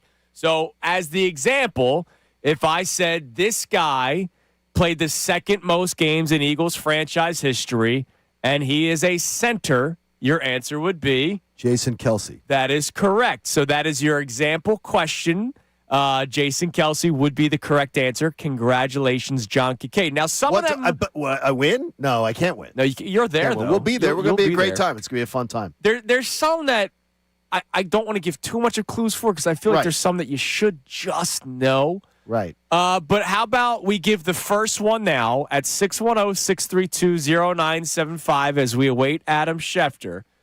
This guy has played the most games in Phillies franchise history. Your clue, position player and Hall of Famer. All right? That's all I'll give you because I feel like this is one that you should know. Most games played, Phillies franchise history, position player, Hall of Famer. Text in the answer that you believe is correct to 610-632-0975, and you could be in the running for the pair of tickets, Sixers Bulls, March 25th, and the spot in Knockout. And joining us now here on Kincade and Salciunas, man, was yesterday a crazy day for everybody, Johnny. The world of sports was nuts from World Baseball Classic to Bam Adebayo dropping 83, and then, of course, the big news of Max Crosby no longer going to the Baltimore Ravens. And we know that Adam Schefter has been all over that. Shefty, good morning. Good morning, gentlemen. What's going on? Everything. A lot going on. So much is going on. We're breaking down the signing of Jonathan Munt, the backup tight end for the Eagles. Max Crosby no longer going to the Baltimore Ravens. Let's start there. What have you heard with this entire situation, and what's been the fallout from people around the NFL staring at what Baltimore did? Well, I think that there are outside opinions, and there are those opinions in Baltimore. And I think kind of everybody's got their own valid point here. I mean, the outside people are saying, oh, Baltimore should have known, should have seen the medical records. Well, the issue is that Baltimore did see the medical records, and they examined them on Tuesday. And when they got to examine them and go through the records and have other doctors consult on it, they felt after examining that they couldn't in good conscience give up 2 ones and the money involved. And no trade was official. They knew that there were questions about his knee. And even in speaking with Max Crosby's knee surgeon, Dr. Neil Elatrosh, about this time yesterday, Max had surgery just over 8 weeks ago. He was on crutches for 7 weeks after that. He just shed the crutches a week ago. He's on schedule. He's where he should be, but he's still a ways to go. And when you're a ways to go for a guy that you're going to give up 2 first-round picks for, I think that they had questions about his knee, but they felt pretty good. I think that they didn't feel quite as good when they looked at everything. And so he was sent back to the Raiders. Max Crosby posted on Twitter, on X last night, that he is reaffirming his commitment to the Raiders like they renewed their vows. I don't know if they went to one of those chapels in Vegas or anything like that, but he renewed his vows with the Vegas Raiders and says he's going to be a Raider. We did that for our 10th anniversary, Adam. I would highly suggest it to you. It's very romantic, and Elvis remarries you. It's fun. I didn't understand the outrage because it's happened tons and tons of times in the NFL where deals have been rejected when teams have actually gotten to do the gotten to do the physical and gotten to see it. I, though, am really, really interested, though, in how the timeline and everything now as you see it on how this A.J. Brown story is shaking out. The June 1st date now seems to be one that every single person is talking about. What is the latest as you've heard it and as you understand it with A.J. Brown? And do you think the Eagles really feel it's something where he could come back and be a good citizen and it could all work out? Yeah, I think that's possible, but I think, the trade talks still go on. Teams still are checking in. Their price hasn't been met. So, we've gone back and forth on this throughout the offseason, right? I initially started more likely to be traded than not. I still think somewhere along the way, now I've shifted the other way again. I was 45%, I was 55% sure trading him. Then I went to 45%, and I think I'm back to the other side. And by the way, it just goes to show you that these things change week to week, right? So it doesn't really mean much. But I just think there's just too many conversations and too many feelings on A.J. Brown's side over the course of the offseason at some point, whether that's by the end of the month, before or during the draft, before or during training camp, at some point in time, just think somebody's going to step up and meet the price, and they'll be willing to move on. That's just a gut feeling, but it may not be right. The idea that him and his agent have created the wish list of where he wants to go, you understand that as being factual, correct? I haven't heard of a wish list of where he wants to go. There are numerous reporters have reported that he had a wish list of destinations that he would accept. I didn't know that. Okay, well, maybe so. Now, Shefty, a couple of weeks ago when we were talking about just the entire Eagles offseason plan in general, you were talking about it's fluid. It's depending on what other moves happen.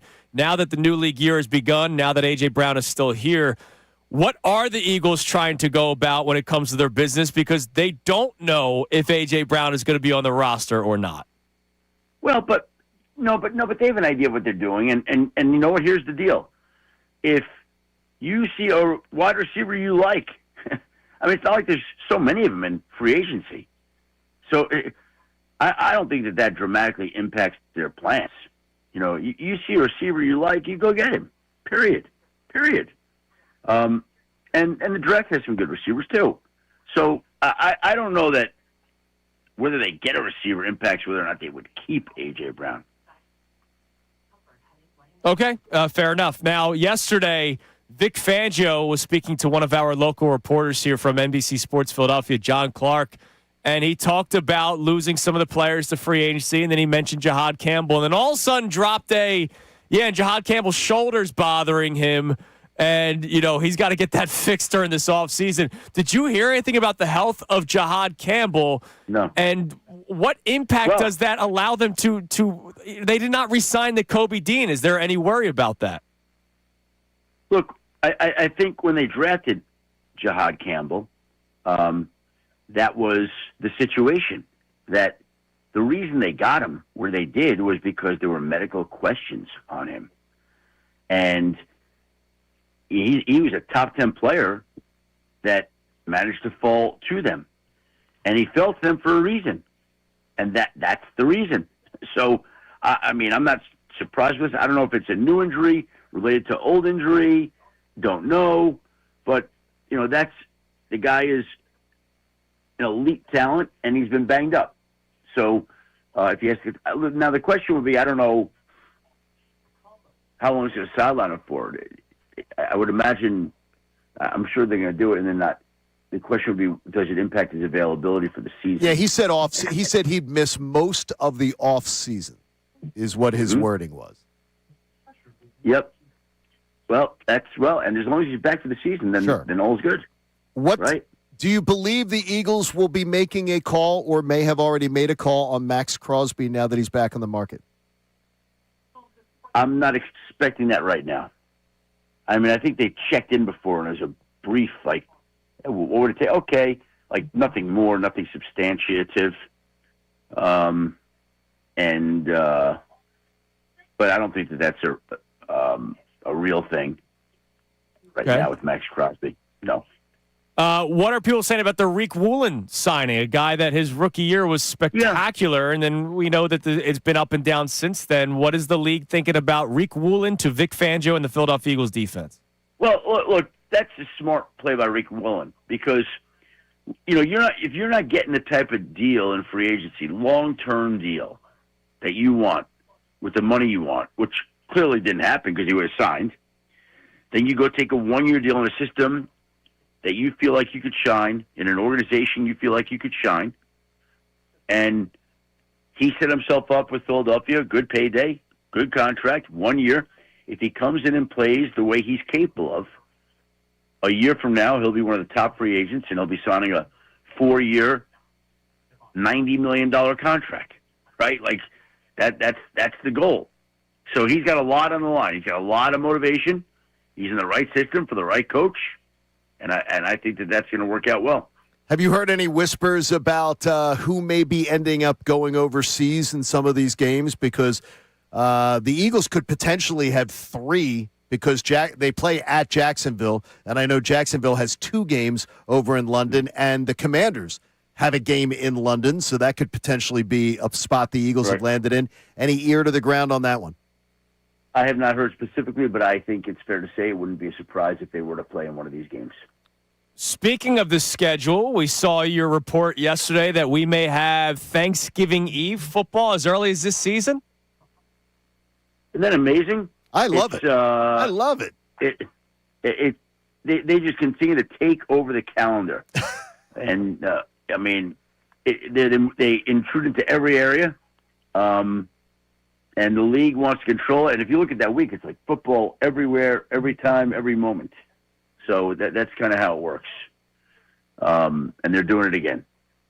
You have any plans the night before? Do you get ready for like a turkey trot or anything? Or are you totally booked for those nights? Turkey trot? Not that I know of. You're not running the morning after. No, I think he's going to be locked into the football game. You're all booked. Yeah, last thing, Shefty. Last week when I had you on, we were talking about the Dallas Goedert and that dead cap hit. Comes out yesterday that the Eagles and Dallas Goedert both agreed to push the void to tomorrow. What have you heard more on the dead cap hit, and are you expecting a return of Dallas Goedert in an Eagles uniform? I'll be honest, I have not checked on Dallas Goedert. I was living in a Max Crosby world with a bunch of signings, and I didn't check on that, so I apologize for not having that information for you. We're looking for some sort of good news to come our way because we're looking forward to the draft, of course, but we would love to see some trickle down of some good news coming our way. So hopefully that'll be understandable. That'll be there. All right, Shefty, we appreciate the time, man. Thanks, Adam. Sorry about your fantasy basketball team, though. Yeah, Maxie's missing some time. Hold on. Well, yeah. Well, when I saw that over the weekend, I'm like, I'm done. But then I pivoted. Oh, like good GMs do, and I picked up both Cam Payne and Quentin Grimes. Oh, wow. So I now have Payne, Grimes, and VJ. What could go wrong? Well, here's the thing. Somebody's got to be scoring, passing, rebound. Somebody's got to be doing it. That is correct. I got 3 guys who can do it. I want Maxey back ASAP, and we're rooting for him for a quick recovery. Yeah, you're playing money. You're playing money ball. You're trying to piese together Tyrese Maxey with 3 different players. I respect. I respect it. It's a smart play by you, Shefty. Good job, Adam. Thank you. So I'm still all in on the Sixers. And we're rooting for our guy to get well, but I need these other guys to step up and hold down the fort until the other guy can get back here. You're the man, Shefty. We'll talk to you next week. Thanks, guys. There's Adam Schefter from ESPN. He's a busy man right now. Yeah, look, he's now A.J. Brown traded side. Oh, yeah. Yeah. Look, you can't bring him back, guys. You can't bring him back. Maybe come back. I know you guys are. I know you guys are very thirsty. You're very thirsty. Can't bring him back. I already lost Jalen. I gotta have somebody here. You are thirsty. All right, today's headlines with Connor Thomas next here on the Fanatic. Hey guys, when something feels off, don't brush it aside. Go to the doctor. Let the doctor run the test. Let the doctor give you some answers. And should a cancer diagnosis come into your life, I promise you, 3 times over, I have found a way to see the other side. The last time I was led through the journey by the consultants in medical oncology and hematology. Dr. John Sprandio Jr. and his team made it easy for me to get answers, and I mean fast, with quick consultations, clear communication, and most importantly, an individualized plan. So I knew exactly what to expect. And their team, absolutely amazing. One of the best across the whole area. And what I like about them is being an independent practice, they allowed me to deal with 3 different healthcare systems. So I was able to not have to be tied to doctors all within one tree. That's important because you can go get the best specialist you want to work with that isn't tied to one. And CMOH works with hospitals across the tri-state area to give you seamless care. And if you had abnormal test results or unexplained symptoms, don't put it off. Go get clarity and then take control and let the consultants in medical oncology and hematology help you through this process. I promise you, they led me to sunlight. They saved my life. Can't give you a better endorsement than that. If you need their help or mine, visit CMOH.org and take that first step towards getting yourself or a loved one peace of mind. The trade deadline has passed, and now for the fly.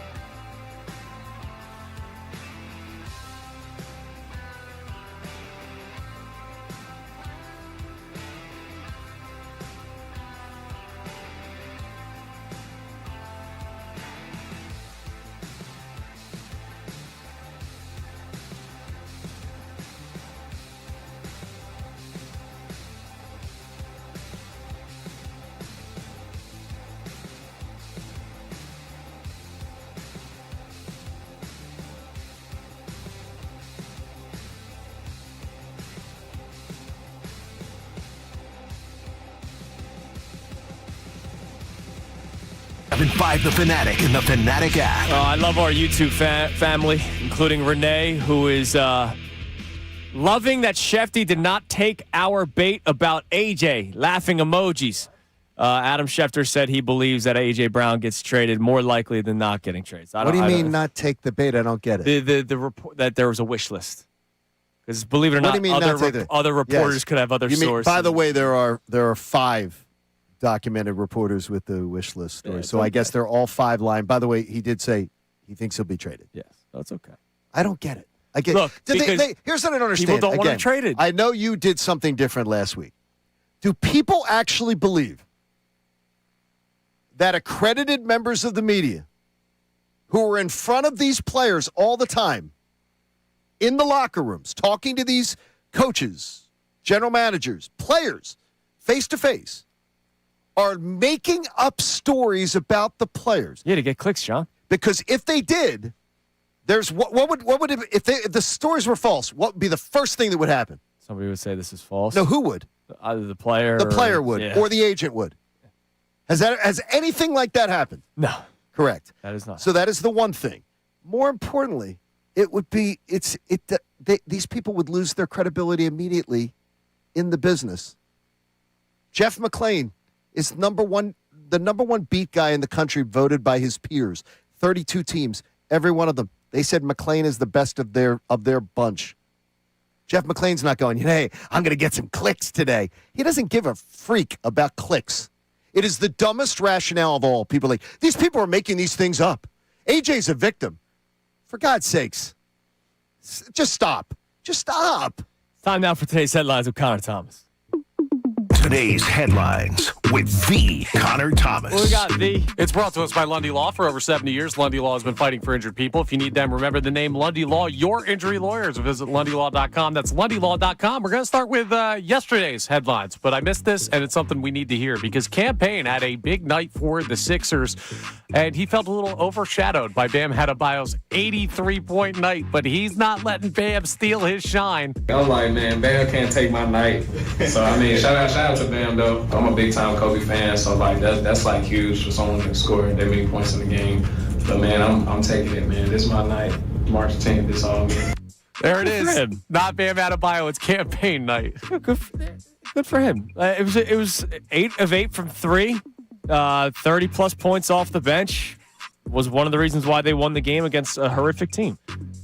But good for Campaign. That's great. No, I'm it happy is. for him. It's just Yes. funny compared to 32. And it made me think of when Joe dropped 70. Did you know Karl Anthony Towns also had 62 that night? Yes. And Joe dropped 70 in 3 quarters, and the and the Sixers did not have to do any clown show nonsense to get him his 70. Right. They didn't do the let's intentionally foul to keep the clock the from Sixers running. could have done all of that nonsense, and they didn't because they respect the game.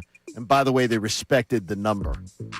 Yeah, I just imagine Cam rolling off the court, like feeling like $1 million, and then all of a sudden he looks, he's like, Bam had how many tonight? Yeah, that's Damn, amazing. I thought I was leading SportsCenter. Something that could lead SportsCenter is how much Daniel Jones got paid. $88 million over 2 years, the biggest 2-year contract in NFL history. And the Colts are essentially running it back. Alec Pierce, Daniel Jones now. Is that a smart strategy I think for it's them? smart for Indianapolis because you need to see if this was real or not. Daniel Jones and they were what 7-2. But remember, we were talking about before the injury. Look at the schedule in which they played, kind of like very New England-ish. Very New Englandish, but And look, New England got to the Super Bowl Right. with it. And so you're going, all right, was this real? You never really got a chance to find out because he had the unfortunate injury. And so it's a smart deal because he was going to get paid. If the Colts didn't want to re-sign him, Daniel Jones would have had a job in a second. so they go, you know what, let's give him a lot of money, but for a short period of time because 2-year deal means 1-year deal in football, right? If it doesn't work this year, then they can get out of it. Well, maybe not at $88 million over 2 years. Yeah, Might be a little tougher. but it's 1 year after that, right? Like you'll deal with it. You'll deal with the 1 year. I like the deal. I think it's smart. It's smart for And I Indianapolis. think Daniel Jones, I think what was last year was real with Shane Steichen's offense and everything. Now, look, do I think Daniel Jones is the second coming of Joe Montana? No. Right. But I think it was real. What you saw of him last year in that offense, I think was real. And look what happens. If it is real, then they rework the contract. Correct. He gets 3 more years added on to it. Absolutely. It's actually a great move for both parties because he gets paid. a lot of money, I'm happy and for the him. Colts aren't running some risk of how real was. I'm happy It's a for good him, move. too. Yeah. Fair enough. This is our Colts. Yep. All right. That's today's headlines. All right, good job, Connor. All right, coming up next, Andrew DeCecco in studio with us for the remainder of the show today. And I'll give you another trivia question. We're doing all-time games played trivia. Leo from West Philly, congratulations, our first qualifier. The What a great question name. was, who played the most games in Phillies franchise history? Position player, Hall of Famer. The answer was Mike Schmidt. All right? I have other questions off of that. I'll go in like the top 5 range for each team. By the way, a couple people on social media were guessing Jimmy Rollins. That's why I said Hall And of I was Famer. like, that's what I say too. I'm like, but immediately when you say it, you think of Jimmy Rollins being close. And Damn he was right. close. All right, coming up next, Andrew DeCecco in studio. What does he think about Rick Woolen, the tight end room, the players that exited, Max Crosby, Hendrickson interest that obviously did not play out, but Renard interest is there. We ask Andrew all of it. It's going to be a fast 20-minute football segment here on The Fanatic. Now on 97.5 The Fanatic Sports Update. A shoulder injury for John Campbell. I'm Connor Thomas, and the Eagles have had some major news on defense already this offseason. Free agency just got started yesterday, but Jalen Phillips, Reed Blankenship, and Nakobe Dean all left the building. And then yesterday, Vic Fangio caught up with John Clark of NBC Sports Philly to talk about those players and also mentioned that Jahad Campbell's dealing with a shoulder injury. He is dealing with a shoulder injury. He's going to miss probably most of the offseason. So we're going to have to cram it into him in training camp. And hopefully we have enough work to get that done for him. That's an update that we weren't expecting. It's something we'll have to keep an eye on. Another thing to keep an eye on is Dallas Goedert. He's not technically a free agent yet, as he and the Eagles have agreed to push back a void date to try and work on an extension. Brandon Graham also said yesterday that he's coming back for another year, so a lot of Eagles news to keep track of. Sixers, a lot of injury news to keep track of. Kelly Oubre will now be out at least 2 weeks with an elbow injury. They'll play the Pistons tonight at 7 p.m. You can hear that game live here on The Fanatic. Flyers beat the Caps 4-1 last night. They'll play the Wild tonight at 8 p.m. You can hear that game over on WMMR. And Italy beat Mexico 9-1. Aaron Noah threw a gem for them, and the USA advances by that win. They'll play Canada tomorrow. We'll talk to Andrew DeCecco coming up next. He'll be with us for the rest of the show. This update's brought to you by Uber Eats. Philly, you hungry? Good thing Uber Eats has a great deal waiting for you at Coco's Cookies and Creamery. From now till March 31st, get a buy one, get one free deal on a milkshake. All on the Uber Eats app. Order now only on Uber Eats. Terms apply. See app for details. I'm Connor Thomas for the home of the Sixers, Flyers, and Union. 97.5 The Fanatic.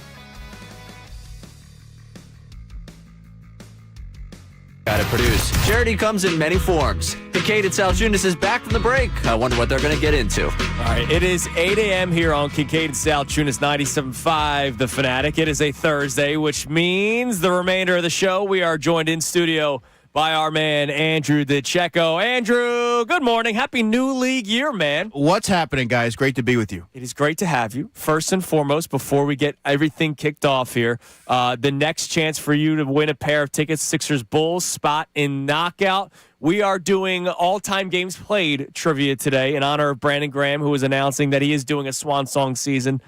We think he's shocked by that. For all I know, there will be another season after this one. He can still play, man. I know, and that's why I'm not like the fact that he said that at the Dick Vermeil thing yesterday. I don't totally buy it. Like, what if he has another good season? He might say, you know what? Why not another one? So we'll see. But here's your latest question. Fletcher Cox is third all time in games played for the Eagles with 188, tied with this special teams player. I know this one. Text in the name that you think is correct to 610-632-0975. By the end of this segment, we will announce our latest qualifier. Tied with Fletcher Cox at 188 games, this special teams player, 610-632-0975. All right, Andrew, crazy week in the world of sports, crazy week in the week of football. What else is new with the legal tampering and the new league year? Let's start with Rick Woolen, who the Eagles signed yesterday, $15 million, or 2 days ago, $15 million deal, up to $15 million. John McMullen said $12 million with the kicker to potentially $15. Yeah. Your thoughts on the signing of Rick Woolen, because he's had an up-and-down career, but, man, that rookie season, I thought this guy was going to be like the next big corner in the NFL, and then it just kind of dropped off. Any idea why? I think a lot of it had to do with penalties. There are some lapses in coverage. You look at the penalty that he had in the NFC title game that afforded the Broncos a new set of downs. I mean, you can't do that. So I think when you look at, if you're comparing him to Josh Jobe, which I knew you were yesterday, you were speaking about it, there's Josh Jobe was more fundamentally sound, more assignment sound, a more trusted option. That's just my perspective from the outside. And Woolen was more of the wild card. He doesn't have Josh Jobe doesn't have the athletic traits that Tariq Woolen has. Right. But I think it was just more of a trusted option to put out there, and you know that he was going to play within the confines of that defense. I think a lot of that had to do with it. You're right in, Andrew, asking why did he fall out of favor? Because you don't often see 26-year-old corners with those kind of athletic traits, 6'3", ran a 4.26 at the NFL Scouting Combine, sign a one-year deal. Those are the guys, in theory, who should be collecting a large sum on the open market. And he very well may if he's able to parlay this season into a success. But I'm intrigued, and it's probably no surprise to you guys. I watched him a lot at UTSA when I was scouting him for the draft, fifth-round pick. Go Roadrunners. Oh, yeah, absolutely. Except for last night because they beat the Owls. That was a really, back in 2021, he actually started his career as a wide receiver. So you're talking about an uber athletic player at the position, and those are the kinds of signings that you bet on every time if you're going for those one-year deals. So it's a pretty big upgrade over Adoree Jackson. How it's going to pan out, we're going to find out. So you never want to make too much off of it, but I think you have to be intrigued on its face. Dork Boy did do a little bit more of a deep dive with the trying to figure out how that happened. And McDonald actually made comments a couple times about in post-game pressers, in scrums, about the fact of he needs to know with his players that they are going to, as you say, confines of the game, mentally be always in the game, that they were also going to know, he needs to know that they were going to be reliable to do the things that they want them to do. I think he thinks he got lost at times. Yeah, that was my perception. And by the way, well. self-critical too, like a guy that he's very, and he used it as McDonald at one point uses it as a positive thing, is that he's a guy who is very self-critical, very very critical of himself, very critical of his game, and that sometimes he has to get that out of his way too. That can hold him. I find that as an admirable trait that hopefully can sort of be coached out of him. Yeah, well, he's clearly talented. He made the Pro Bowl as a rookie, 6 interceptions. He actually tied with C.J. Gardner-Johnson among the NFL's leaders with 6 interceptions. And his play tailed off a little bit, but you don't often find players with that kind of length, 33 and 5/8 inch arms. And I think what I've seen throughout his career is there's no mistake why he had 53 passes defended, because that unique length allows him to really tighten those throwing windows and force some contested throws. He's always around the football. It's just about being more consistent. And I believe in Philadelphia, sometimes a change of scenery is required for that player to get back to the player that they once were. And working with this coaching staff, which has a remarkable track record of player development and maximizing those who are in the building, I think you have to feel pretty comfortable with that signing. How much could it also benefit him, Reek Woolen, that one side of the field is locked down, right? Quinyon Mitchell, we know, is locking down, so maybe there's some extra help that could be thrown the way of Reek Woolen, like safety help. Could that be something beneficial to him? Well, it also gives the Eagles flexibility. Last year, Adoree Jackson wasn't picked on nearly as much down the stretch. Now, the Eagles did some things to help him out. A little safety help, as you were talking about. The pass rush was getting home, and for whatever reason, quarterbacks just weren't throwing his way.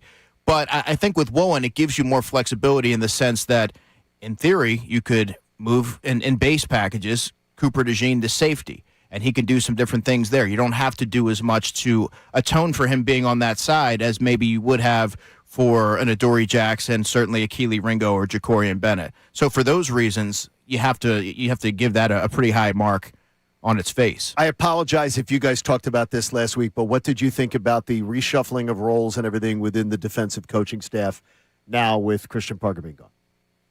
Oh, I mean, I feel pretty optimistic about it because everything that I've gathered, you're talking about Joe Casper? Yes. Yeah, everything that I've gathered on Joe Casper and watching how he's worked and shaped his room and talking to the players who were in his room, they gushed about his impact and how he's helped take their game from point A to point B, how he holds them accountable, but he doesn't make them play robotic. I am really excited to see what he can do with that because of all the things that I've heard about him and observed over the last couple of seasons. And if Vic Fangio signs off on it, Vic Fangio brought him back, brought him to Miami, brought him back to Philadelphia as a young coach to make that kind of an impression on someone like Vic Fangio. I mean, that should be that's the seal of approval you need. All right, Reek Woolen, not the only signing for the Eagles so far. Everybody's fired up about the signing of Johnny Munt. Nice blocking tight end. John Kincade's fired up about it. I mocked it the other day to Andrew. I'm like, boy, these really aren't exciting me. And then I did the little bit of a dorky boy deep dive, and I'm very excited. Now I'm excited because I think it fits the kind of stuff that Mannion, that what they say they want to do, Mannion needed him desperately. They had to reshape the room, John. They needed more balance, a more well-rounded skill set throughout. They were receiving-centric last season. Even Dallas Goedert regressed in terms of his blocking, but someone like a Johnny Munt is one of the best blocking tight ends in the NFL.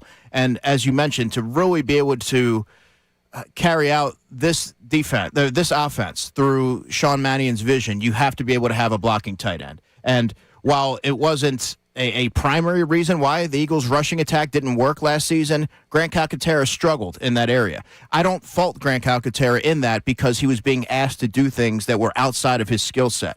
And it should be no surprise that he wasn't able to do that. But he is a very good receiver. And I think that there's still areas where he can grow as a pass catcher within the offense, even maybe as a Johnny Wilson type of guy who was that third receiver. He lined up inside, and he was able to do some things blocking and doing things like that. So it's right now you see two stark contrasts in terms of skill set. Really like what they did with Johnny Munt, and we'll see because they still need an obvious tight end one. Yeah, I was going to say, what do you make of the move? Let's say Dallas Goedert's back. There was the reporting by Zach Berman. Great job yesterday by him. They moved the dead cap kicker to tomorrow, so they have to make a decision by I'm guessing today. I don't know what time. I don't know if it's midnight. If Dallas Goedert is indeed back, is this the room, or are you still expecting what we've all been talking about for a while now, a day one or day two draft pick about the eventual replacement of Dallas Goedert, and then all of a sudden that room's busy? Yeah, I think that would still draft a tight end. If you look at some of these offenses that we've talked about, whether it's Kyle Shanahan's offense or the one in Green Bay, a lot of times those offenses carry 4 tight ends. Okay. Because they all have different roles and different skill sets, and you're using a lot more of them. And really, that's the way the league seems to be trending. It's in vogue right now. So I wouldn't be surprised I'm expecting the Eagles to draft a tight end in the draft on day 1 or day 2 because you still do need that successor. Johnny Munt's 31 years old. Dallas Goedert's going to be 32 years old by the end of the season. And Grant Calcaterra is best suited ideally to be a third tight end, maybe a fourth tight end. So, yes, I am expecting that. And this is a good draft to get one. So if you just heard Adam Schefter, he believes that he's now in the camp that he believes that A.J. Brown will be traded at some point, but probably closer to the draft. If that is the case, what would be a bigger priority to Mannion, you believe, with his vision of an offense? That they go and they spend the higher draft pick on getting a wide receiver or getting a dynamic tight end? I would say tight end. Tight ends are really important in those kind of offenses. And you can look at it and say, well, a wide receiver 700 yards. Well, if a tight end does that, you're still getting that kind of production. And for a quarterback like Jalen Hurts, you want to set him up with the player he's going to be working with for the future. It can be a security blanket. There's a lot of really talented players in this draft. You don't want to keep waiting and keep kicking the can down the road. You want to pounce. There's Kenyon Sadiq from Oregon. Now, at 23, he's likely not going to be there. But Eli Stowers from Vanderbilt, tremendous receiver, offers developmental qualities as a blocker. I really like his athleticism. Reminds me a little bit of Evan Ingram, the way that he can play. Max Clare from Ohio State kind of gives me Zach Ertz vibes, the way that he can run routes and he plays through contact. He's a better blocker than Zach was coming out of Stanford. So there's a variety of players, and I think for those reasons, if you're the Eagles, you got to identify that successor, get him in there, and then learn under Dallas Goedert for a year. Now, everybody's going to drool with the Sadiq thing as far as, but 23, you're not getting him. You're not getting him at 23. No. But 16? That's actually the number that 15? I think I said to Ricky 16, the other day. 15? That's movable for Howie.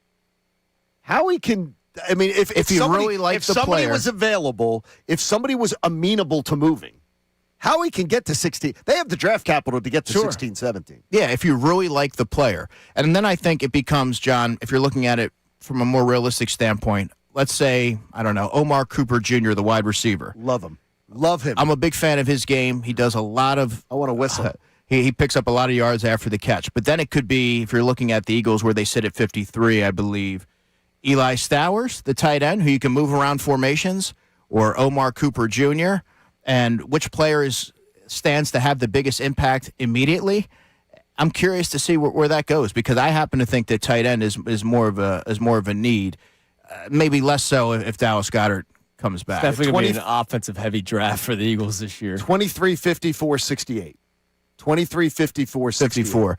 23, 54, 68, 98. So that's of your first 4 picks in the first 3 rounds. And that's without the first-round pick that they'd get for A.J. Brown. And if they get a first-round pick for A.J. By the way, before we continue, the Eagles, Tony Dungy just put out a post. I know it was being rumored that this would happen. He's been informed by NBC that he will not be back Football Night in America. That's 17 years of seeing Tony Dungy on your TV screen on Sunday nights during football season. So they're doing a rework, tough and they have some guys. Yeah, that's good for him. And we love Tony. Love Coach. Have him on the show. Great career. Those jobs, yes, great career. All right, your thoughts on the craziness of the Max Crosby situation? Obviously, there are people that you understand. There's medical reasons, but there are executives that were speaking to reporters that were like, this is dirty work. What did they do? Your overall thoughts on what went down with the Max Crosby situation between the Ravens and Raiders, and even though it looks like he's going back to Vegas, would you expect Howie to make a call? Okay, the first part, I would say buyer's remorse. They clearly got cold feet. You make the move on Friday night. You're feeling good. You get into the week, and you're like, 2 first-round picks. That's a lot. Yeah. Trey Hendrickson's still out there, probably longer than we expected him to be out there on the market, and I did think that was dirty work. You can't do that. I mean, you just can't. Teams don't do that. And for a team like the Ravens, which for many years were looked at among the class of the NFL, exemplary in how they did business. I mean, that's going to be hard to recover from. That's a little bit of a stain on the organization for doing something like that. And one executive told Ralph Vacchiano, who covers the NFL for Fox, that this better be a career-threatening injury, because if not, you just don't do that. Another executive, we read it. These were executives. These aren't radio hosts or fans. One executive told him, that there's going to be teams that are going to think twice about dealing with Baltimore ever again because they don't know if they're going to come through with it. Right, and you have to know about the player that you're getting. Max Crosby barely leaves the field. He's played 7 seasons. Of those 7 seasons, 5 of those he played over 900 snaps, 2 of which he played over 1,000 snaps. The Raiders have really run him into the ground. You have to. He's a tremendous pass rusher, but you have to understand all that when you're making a trade of that magnitude. But when an independent doctor first of all, teams get to propose a trade, get the trade, and the trade is always based on getting your doctors to get to look at them. They bring an independent doctor in, and an independent doctor says, no dice. I wouldn't take the chance. I don't know why people are like, this is dirty pool. I wouldn't make the deal either for what they were going to pay.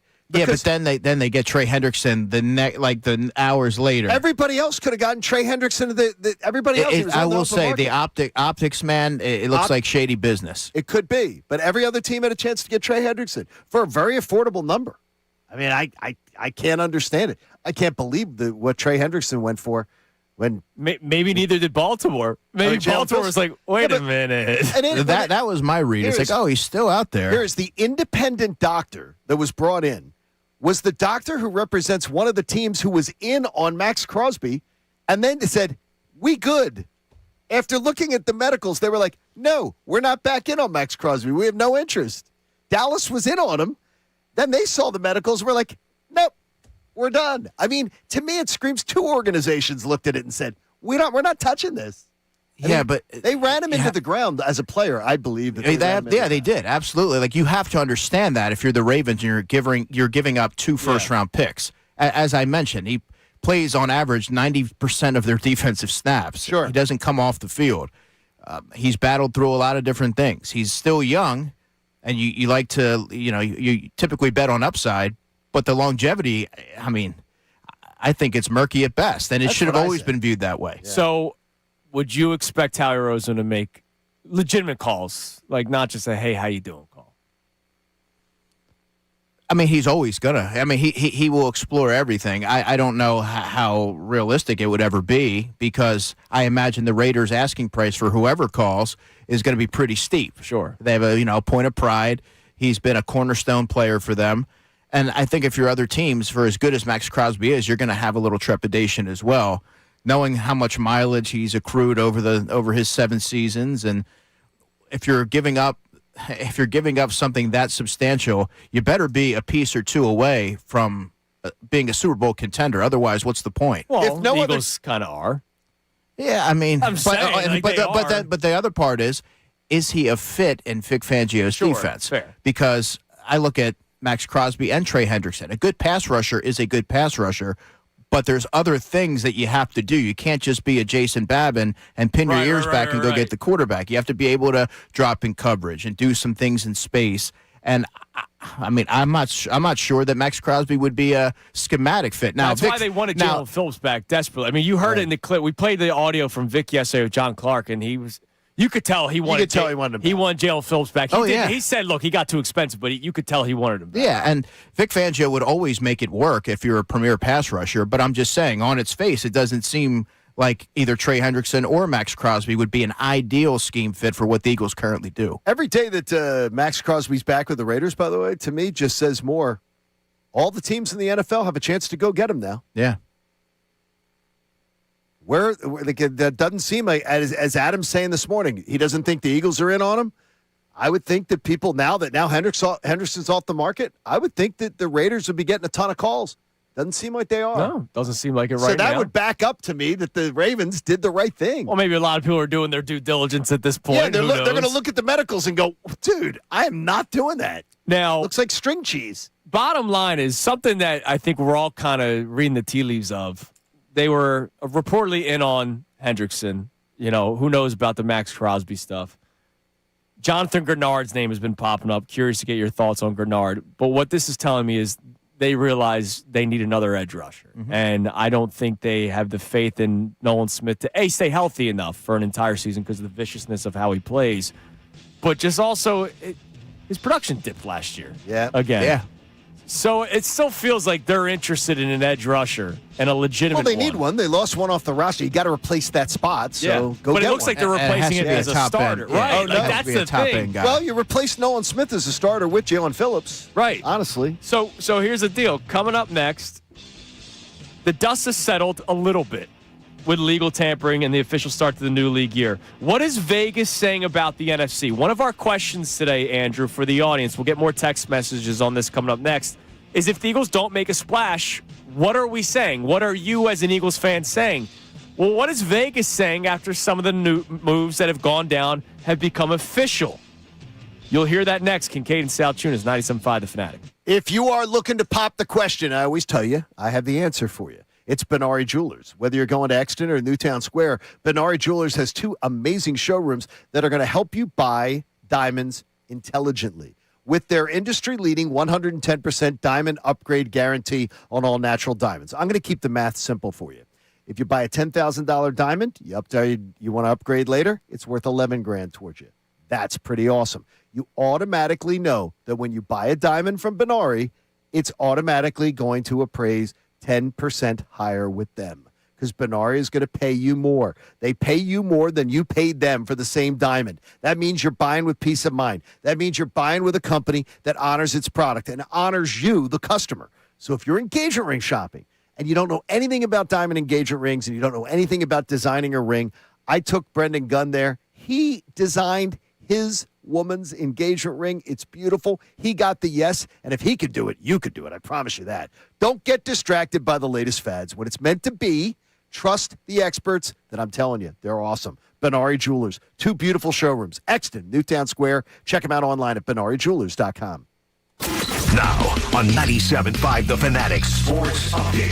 Fangio with some work to do. I'm Connor Thomas, and the Eagles have had some major losses on the defensive side of the ball so far this offseason. Jalen Phillips, Reed Blankenship, Nakobe Dean all out of the building.